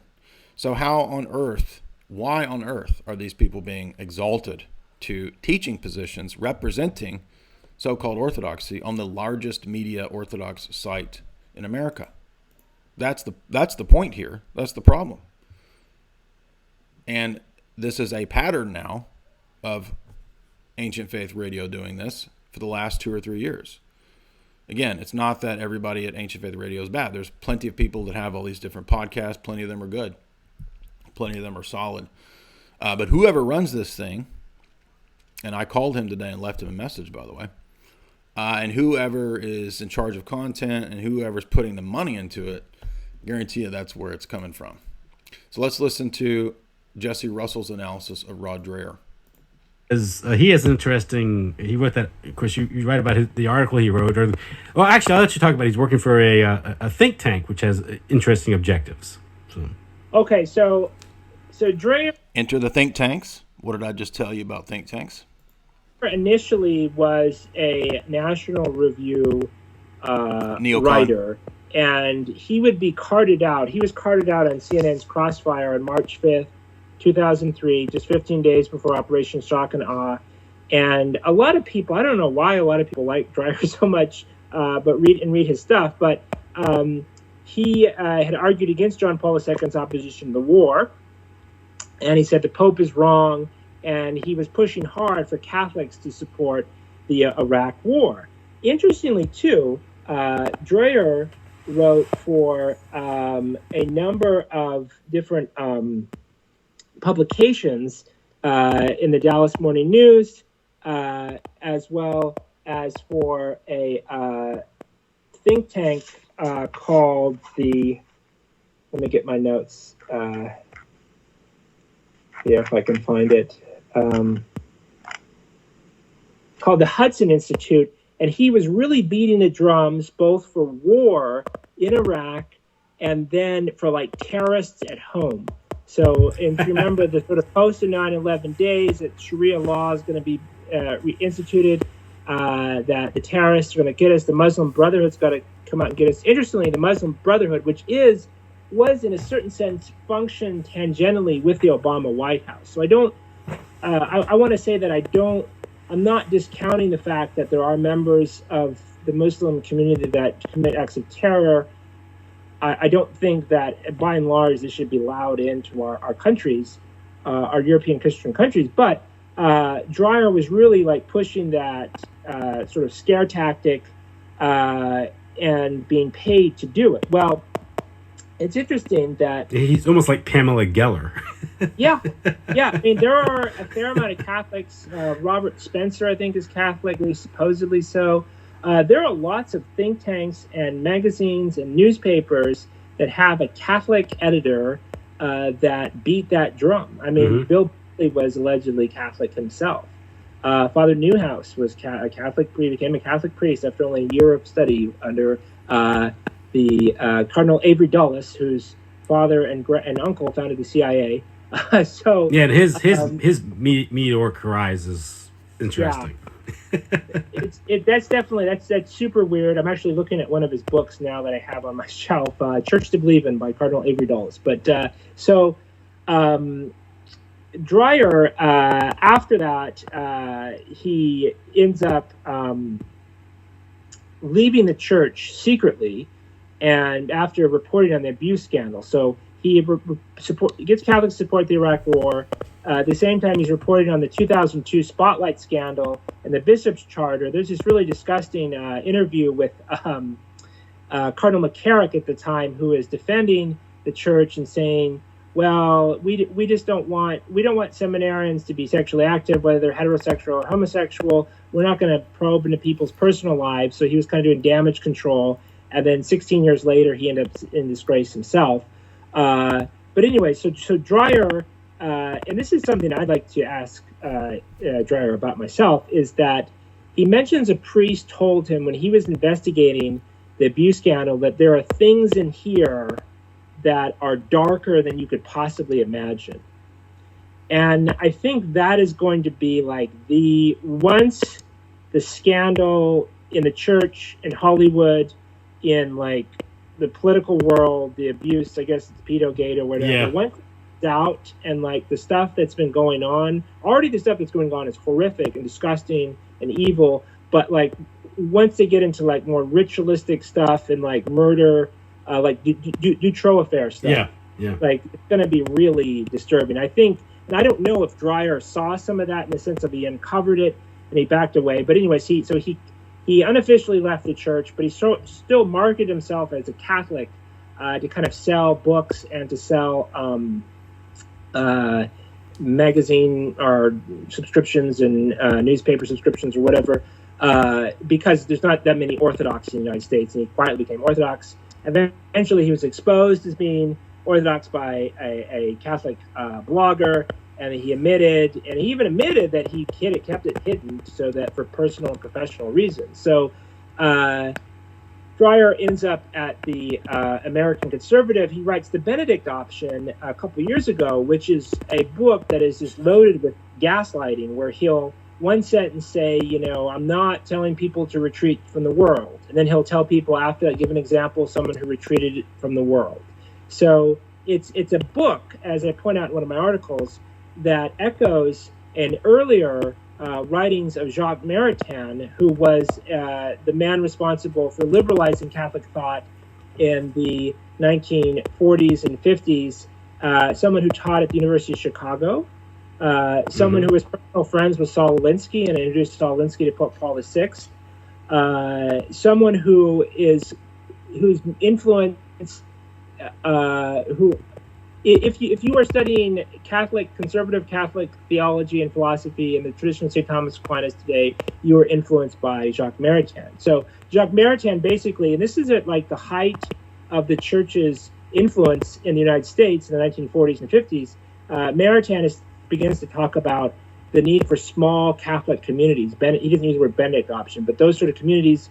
Pope Benedict says the same thing, which is kind of a chickening out and retreating from the public sphere. Father Newhouse has his own sort of approach to that. And the point is, whether you're Dreher or Newhouse, as long as the church is not allied with the state or the moral authority of the state, so as long as it's not traditional Catholic teaching, it's good. So now let's keep in mind this applies equally in the Orthodox sphere.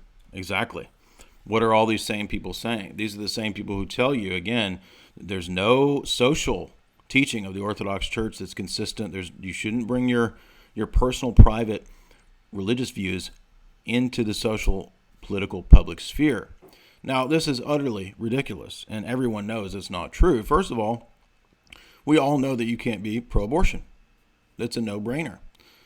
And there is clear moral prescriptions about abortion. You have to follow the moral law. The Ten Commandments is not done away. It's still in force because it's a reflection of the nature of God himself. That is, the moral law is essentially the revealed Ten Commandments law, right? So there's no getting around this or somehow pretending that that's only applicable within the private sphere of religion. This is the Protestant heresy of pietism. The Protestant heresy of pietism accompanied the Enlightenment in its Masonic declaration that states must now be secular. There cannot be any religious connection between the church and state. And this is why the Americanists and the people who support, from Fordham University to the Greeks to whoever, they don't like the idea of the Byzantine Symphonia because they demonize this about Russia. They say the fact that church and state for a long time been working together in Symphonia and Orthodoxy, they say this is this is a bad thing. This is the problem. And what we need is the American political system, first and foremost, of secularism, of rationalism, et cetera, of freedom of religion, so-called, and then things will work out much better. But now, wait a minute. This apolitical position is a political position because they tell everybody that you can't have your public orthodoxy. And by the way, they name their websites Public Orthodoxy and then go on to tout gay rights. Yes, Public Orthodoxy and Orthodoxy in Dialogue, two sites that openly are funded by the foundations and support the gay agenda, not at all orthodox. How can we see this distinguished from the traditional view? Well, let's take none other than Father Seraphim Rose in his book on nihilism. Well, guess what? He tells you what I've told you the entire time. He says what I say. And none of your Ameridox leaders will tell you this.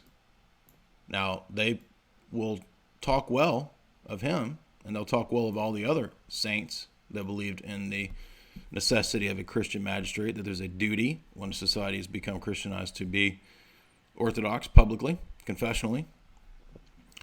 And yet they turn around and tell us that that is a relic. We don't believe that anymore. What does Seraphim Rose say? In the Christian order of politics, it was founded upon absolute truth, right? We don't believe in relativism. They tout relativism. They tout secularism. They tout the distinction between public orthodoxy and private orthodoxy. They follow the foundation line. They teach modernism. As we've already seen in the preceding chapters, this is from his book, Nihilism. The principal providential form of government that took union with Christian truth is the Orthodox Christian imperium. Of course it is. Whereas sovereignty was vested in the monarch and authority proceeds down from him in a hierarchical social structure, we shall see in the next chapter, on the other hand, how a politics that rejects Christian truth must acknowledge that the people, exactly, all these people hate hierarchy, all these people rebel against hierarchy, and it's even some of the hierarchs that rebel against these principles. So they've installed revolutionaries in the structure itself. Sergianism, but it's not Sergianism led by Stalin or KGB. It's a Sergianism led by the CIA and NATO and the foundations. And they all openly say this. It's not hard to figure it out. They all openly say it. They'll openly say, the church is not hierarchical. We need women priests. The women should be ordained. By the way, it's a bunch of women who tout this, by the way. Very unattractive women, by the way. It's clear that, as he says, proceeding in an egalitarian society. Of course, yeah, because demons invert. And what does St. John of Kronstadt say? He says, monarchy is divine. Democracy is in hell. Yes. St. John of Shanghai. All the saints, we all know what the saints say, and they don't say what they say. So they have nowhere to flee, and when you counter or try to trap any of these people on this stuff, what do they say? They virtue signal. They say, look how spiritual I am. Look how I pray. This woman was doing this today, touting how much she prayed, touting her super spiritual elders. None of that matters if you're not Orthodox. You can talk about that all day. It's not going to get you anywhere if you are subverting. And you can be subverting and not even knowing it. Let's hear a little bit more about Rod Dreher, though, and I want to finish this part. Both of them argued for a crippled church, a church that was broken and unable to function in the public sphere in their works. It's exactly what the Orthodox so-called say. Right? The church is divided. We don't really need to be in the public sphere. We're 501c3. We shouldn't be political. Oh, but by the way, adopt our views on climate change, adopt our views on gender, adopt our views on all this other stuff. So it's totally hypocritical. And Neuhaus took from an earlier Protestant writer, a Lutheran, whose name escapes me now, but was probably one of the most prominent American theologians. He wrote a book called Christ and Culture. Is it Neubauer or? Yeah. So kind of backing away from the traditional Catholic idea of church above state. So anyways, Dreher recently, I think last month, he had been invited to Rome. This is very weird. He was invited by Rome to Rome by an organization called the De Gasperi Foundation. Mm-hmm. So this is a foundation that works on European integration. So it's a think tank dedicated to the European Union, which is explicitly hostile to Christianity. It's explicitly hostile toward ethnic Europeans.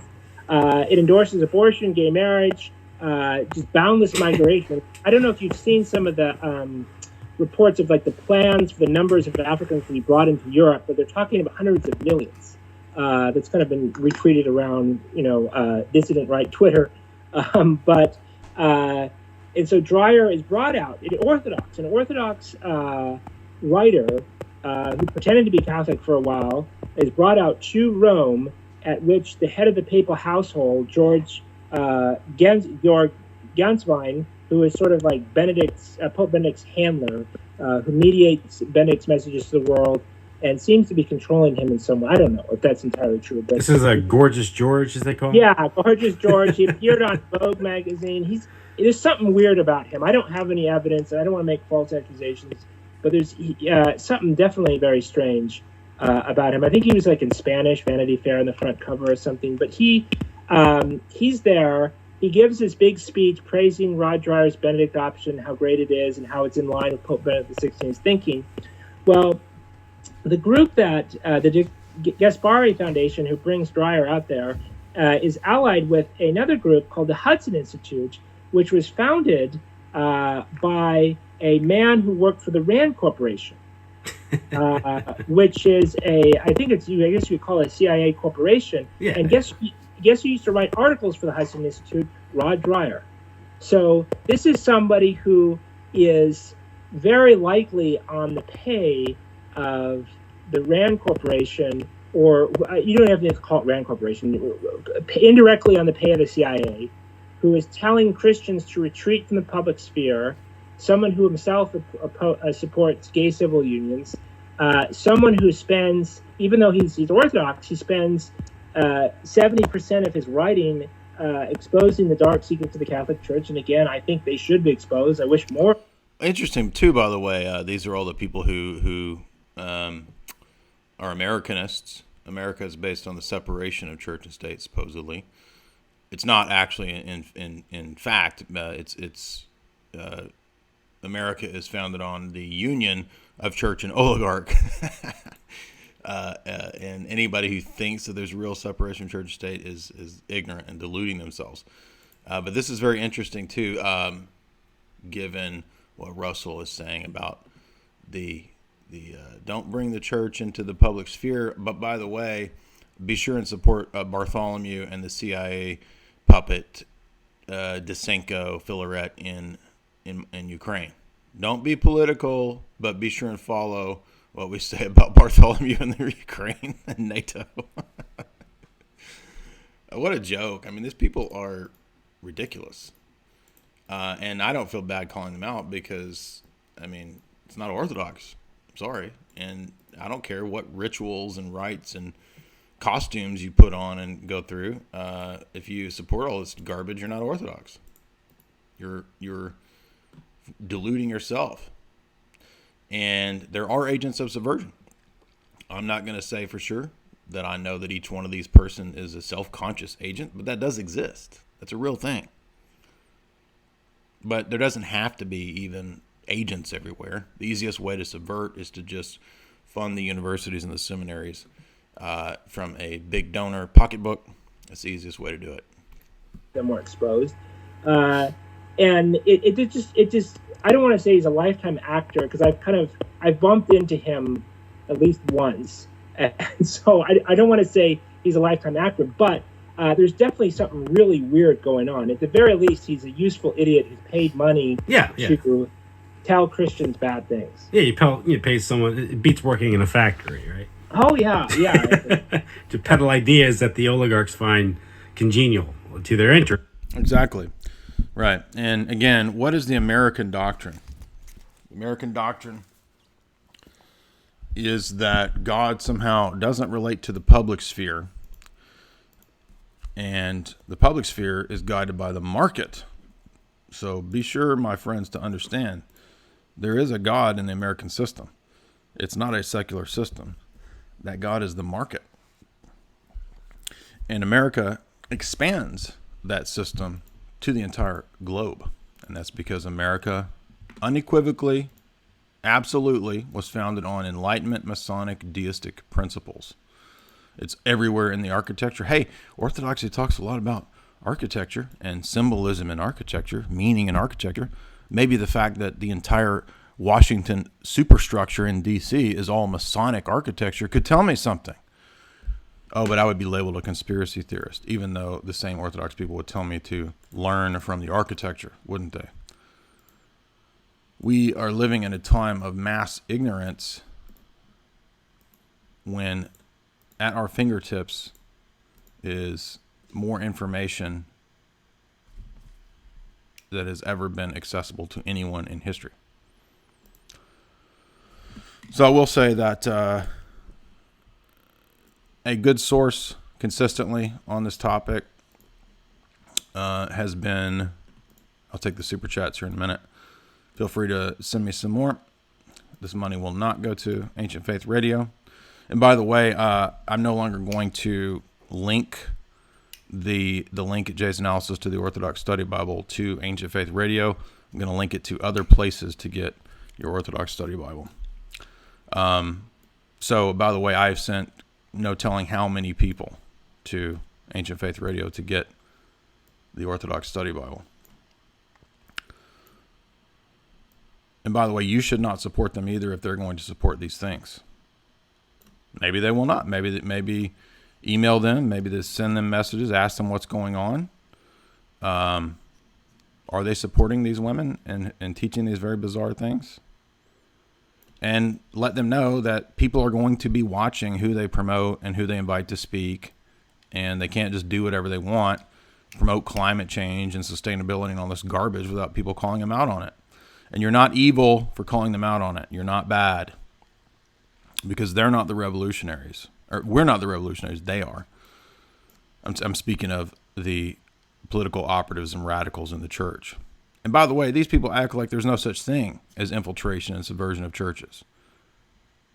What? And by the way, then they'll turn around and say that the KGB infiltrate the church. I mean, it's just madness. But Ortho Christian is good. I recommend that website. They've covered the situation in Ukraine very well. Orthochristian.com. It's a good website. And let's look at some of the super chats here. Is it reasonable to speculate that the Greek-Russian rift will serve to isolate true orthodoxy as extreme sympathizers in time? Yes, and in fact, it's almost like Kirill might have even anticipated that today, because there is a story at Russia Faith that there will be the option for some to come to Russia if it gets bad. And I told you that this might happen down the road.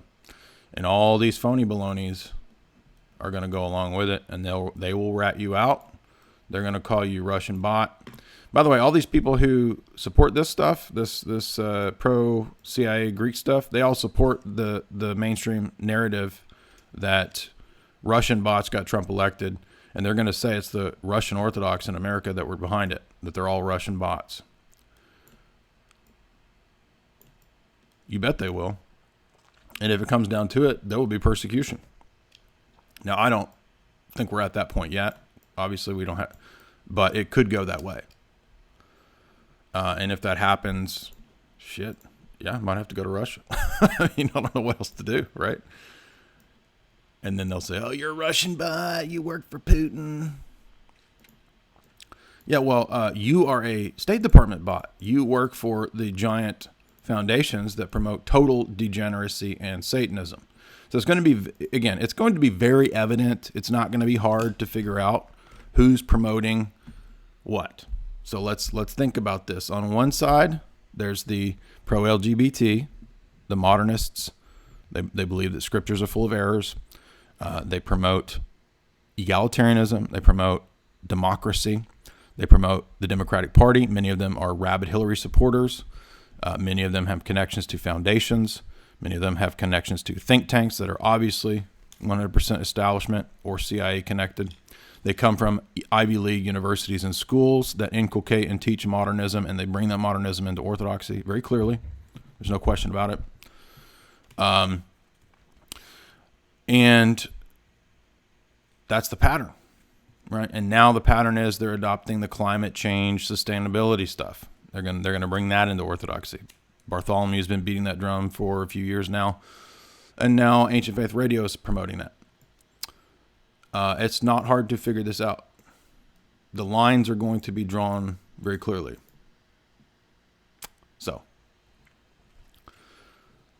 it is entirely possible that could happen. Let's pray that it doesn't, Gabriel, but it is entirely possible that they will try to say, it's almost like a reverse version of Russia. Like they're going to say that you're a Russian agent, and the clergy and the phonies who are bought off and supported by the State Department, they're all going to rat you out because why wouldn't they?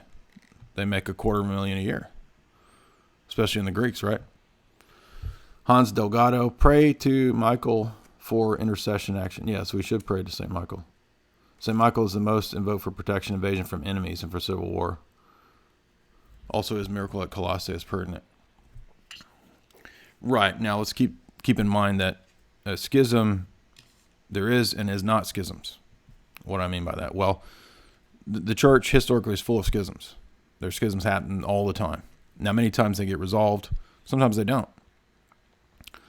And when they don't, the schismatics or the heretics eventually dwindle away, right? There's no more Nestorians. Well, there's some Nestorians in Syria, I guess, but the Arians don't exist. They're regurgitated in, Jehovah's Witnesses and stuff. But many of these sects, as they were historically, don't exist anymore. They dwindle away because they have cut themselves off from the one branch, the one covenant. And you're going to see the same thing flesh out. These people are either going to follow the satanic dictates of the CIA and the State Department, which are satanic. Make no mistake about it. They openly want to subvert other cultures to destroy Orthodox Christianity, absolutely, 100%. And they've been at it for 100 years, funding Bolshevism, funding movements to destroy real Christianity. And from their perspective, they see all of the churches as tools and means to that end, right? So yes, Protestants are in error. There's no doubt about it. But from their perspective, it all needs to be subverted and used, right? Same with Catholicism. Subvert it, use it. This is the doctrinal warfare program, 100% public, 100% verifiable. Read David Wimhoff's book. If you want to understand the same model of what's happening to us and to all the churches, it is outlined perfectly. He's not a conspiracy theorist. He's a normal Catholic.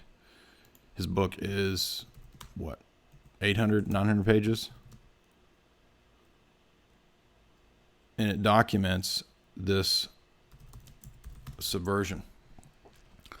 And you say, well, that's Catholics. But no. It's the same, because it's the same people subverting both groups. An amazing, amazing book. Priceless book for understanding what's happened to religion, Christianity in America in the 20th century is this book.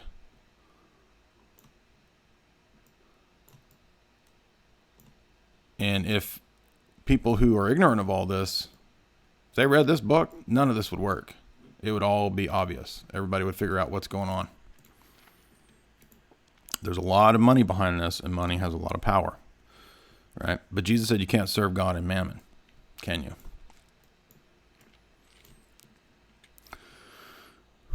Lamadoc, $2. Would you say these are the end times? I don't say that we know whether these are the end times. As many of the saints say, when the end times are here, we will know. So we don't have to worry about that. The church has had big schisms many times, right? I mean, 1,000 years ago, there was a schism between East and West. That was a huge schism, the biggest schism in the history of the church. Nobody thinks that necessarily that was the end of the world. There might have been some people at that time that thought it's the end of the world, but we needn't assume that because of a difficult schism, it's the end of the world. Nations have historically fallen into schism. The Coptics, right? And by the way, Ancient Faith has promoted heterodox people to write for them. I'm sorry, but the Miaphysite, they are not Orthodox. You still have to believe in the teachings of the 6th and 7th Council, which condemn monothelitism and monophysitism. And it's a denial of those councils to act like there's no such thing as a distinction between us and them.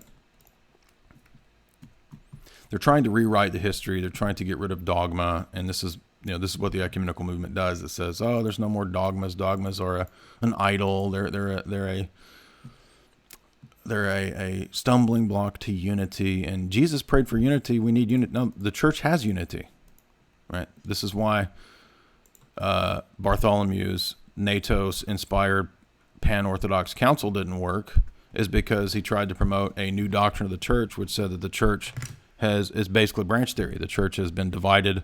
We need to find unity amongst Christians. Now, the church is one, holy, Catholic, and apostolic. So when schism happens, those people sever themselves from the church. Everybody knows that's the traditional view, right? That is the Orthodox view. Right? We all know this. Now they want to introduce an updated version where, it's not really the way it is. Things change over time. It's not really like that anymore. Yes, it is. That's no different. That hasn't changed. The doctrine of the church, the ecclesiastical structure of the church has not changed. And all the church fathers and the synods teach that when people go into heresy and schism knowingly, willingly, they sever themselves from the body of Christ. So point being is that we don't have to worry about, is it the end times? It'll be clear when the end times are here. And a lot of times end time speculation leads people into confusion, and you get the defeatist ideology. Oh, it's the end times. There's no point. Just retreat. No, they want you to retreat. They want you to not have any force or say-so or power, and you do. Not just me, not just some bishop, but people have power. We don't have to submit to degenerates. And make no mistake about it, the people that are trying to co-opt the church and subvert it are absolute degenerates, and they're going to promote degenerates. They're going to promote compromised people, because that's the way the world really works. Dukas, 50 Knox, 50 North Korean. Wow. Well, thank you very much. Didn't know there was a whole lot of people in North Korea who would. I guess there is now an Orthodox church in North Korea, which is interesting. So I hope that goes well. Yeah, I will eventually get to some more videos on St. Maximus. I do promise that. A lot of people have been requesting that. It's just that there's so much to do. Got to get to a whole lot of different things. So the point of this video is not to be mean to anyone. That's why I didn't name specific delicate women. But I will name people like Timothy Ware, who has espoused pro-homosexual views. I believe Andrew Louth has as well, which is interesting because Andrew Louth sent me a nasty email 10 years ago when I asked him about some of this stuff. Well, now I see why he got nasty. I was hitting somewhere close to the mark. And then there was somebody else. Sister Vasa, she's made pro-gay statements too, right? So, yeah. I don't follow Rod Dreher, but Jesse Russell's research is pretty impeccable. So it's like there's some questions that can be asked of Dreher. And by the way, you'll notice too, what I've done here is ask questions, which are valid questions. None of these people are immune to being questioned or criticism. It is not mean or hateful to ask people questions or to criticize them. These are public figures. They tout themselves as authors, as public writers, public lecturers, public teachers. And if you're going to do that, you get criticism. I do. We all do. It's the norm. You can't fold and freak out and cry and lose your mind when people ask you serious questions about what you're teaching.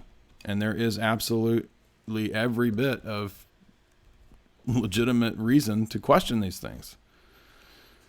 And the general response is to act like there's no such thing as subversion. Nobody's trying to subvert the church. There's no gay agenda here. There's no this agenda. There's no foundations pushing anything. There's no attempt to put green agenda into the gaslight. No, I can read. I know how the world works better than you. So don't try to. That's not going to work on me. All right. So hold these people accountable. Don't be mean to them. Be very polite. When I called Ancient Faith Radio, I was polite. I was firm, but I was polite. And I said, I would really like you to consider what the people that you're promoting. And I'd like to know if this, relates to people who are donors. Is that what this is? And similar things are happening at St. Vladimir's. So people can make their own judgment calls when they look into that. I think you will see that I'm correct. I've watched this occur for at least 10 years across the Orthodox world.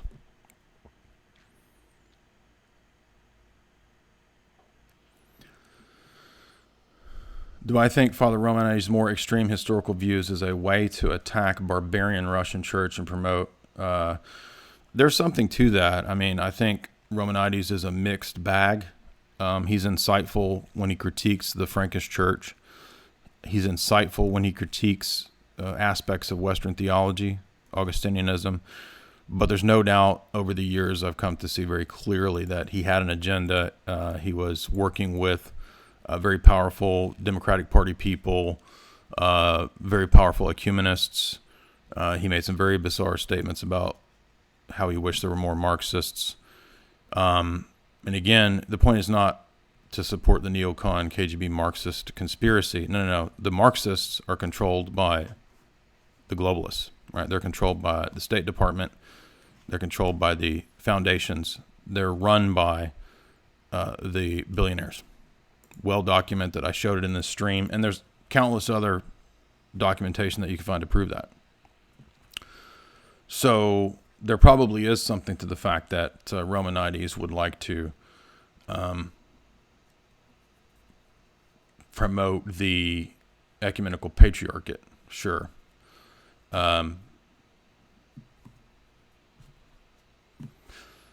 But I would say that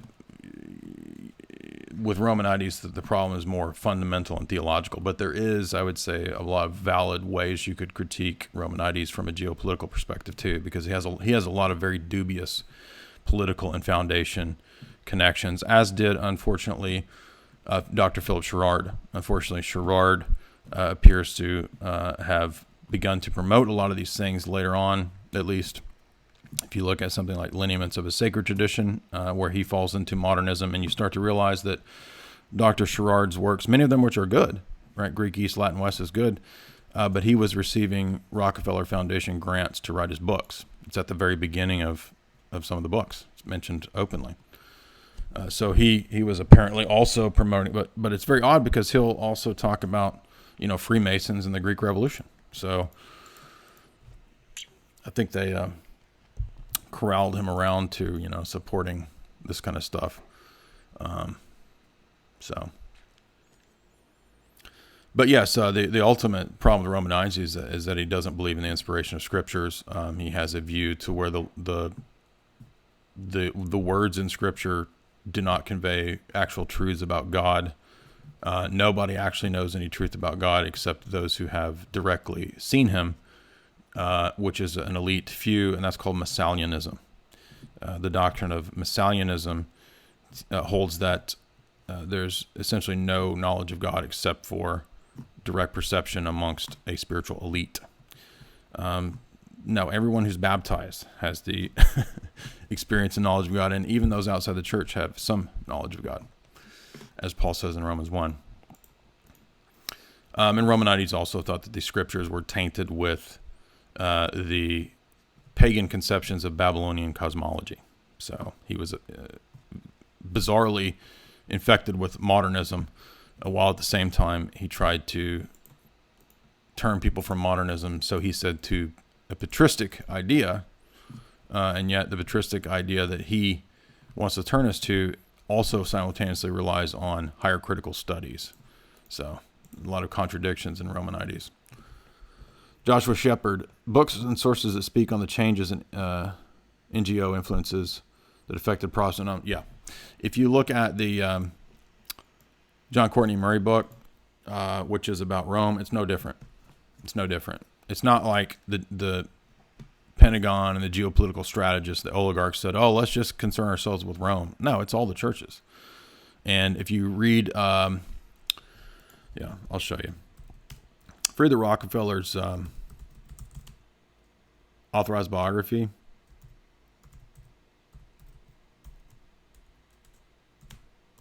By Collier and Horowitz, which I've talked about for 10 years at least. There's a chapter in there specifically about the Protestant denominations. That's not it. Collier and Horowitz.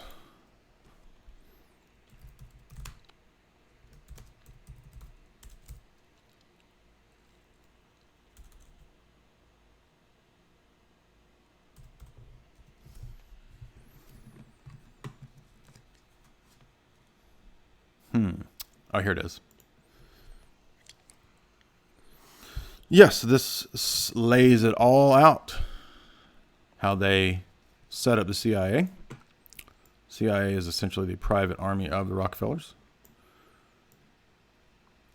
I should mention too, by the way, that there was a connection, I believe, between the people who came into Orthodoxy, a lot of the Antiochians, and were affiliated with Campus Outreach, if I recall. And Campus Outreach is a Pentagon-funded geopolitical thing. And you can read that about that in Lost Hegemon by William F. Engdahl. But if you get a hold of this book, which is phenomenal, it's the authorized biography. This is not a conspiracy theory book.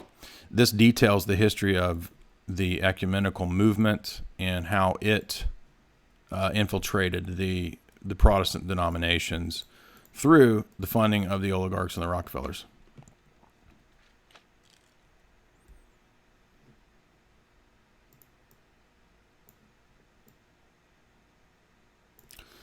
And the way they did this was the Cold War.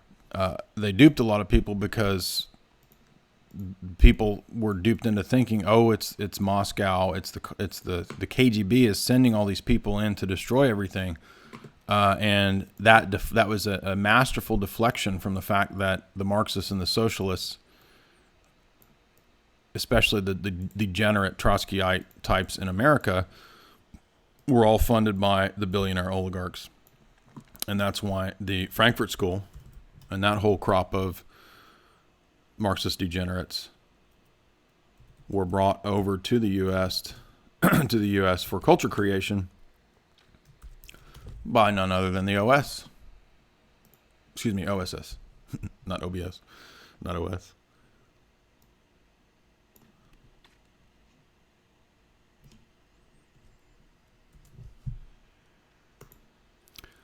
So, very well known. Article still at Foreign Affairs.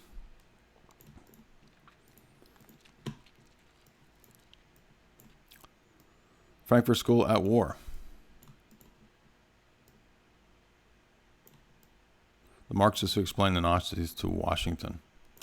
So the people, who are mad at me for saying this stuff are themselves products of this education system.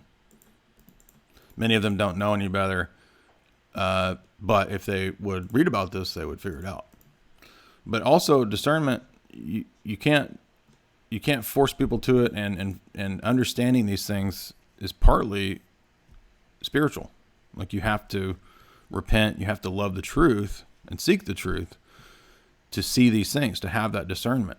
If you don't, you can lose your discernment. One of the clearest, easiest ways to lose discernment is to deny Scripture. Right? Read the Psalms about that. All right, so I don't see any more questions. Let's all say a prayer. I hope that these people change their mind. Let's hope and pray that Bartholomew does not cause a schism. It's not Russia causing a schism. It's Bartholomew causing a schism because he's compromised by the State Department and NATO and the CIA. And Ortho Christian has called that out. Many of the patriarchs and bishops throughout the world have called this out and are now aware of it. So what I'm saying is resonating to a lot of people. And I'm not alone. I'm not a lone nut saying this stuff. I talk to a lot of Orthodox people. I talk to a lot of high up Orthodox people. So you're not going to bully me or intimidate me or scare me. Anyway. So thank you guys. We will still have the spooky stream that's not related to theology. We're going to have to move it back a little bit here. We'll see.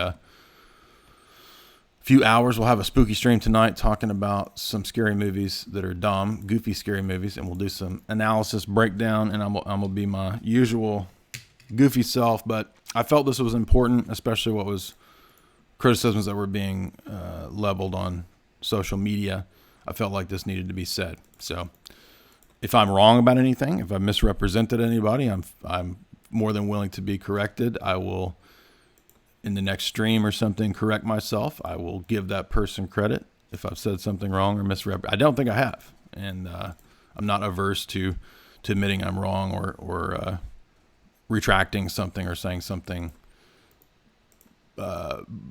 more precise about what somebody said. But the overall thrust here, which is why I didn't name but a handful of people, I think is very evident. I'm not the only person who's noticed this stuff. I've had a lot of priests, I've had a lot of Orthodox people, deacons, reach out to me with echoing all the same sentiments. So understand that this is not just me saying this. This is a lot of people. All right. God bless you guys. Thank you. Have a good night.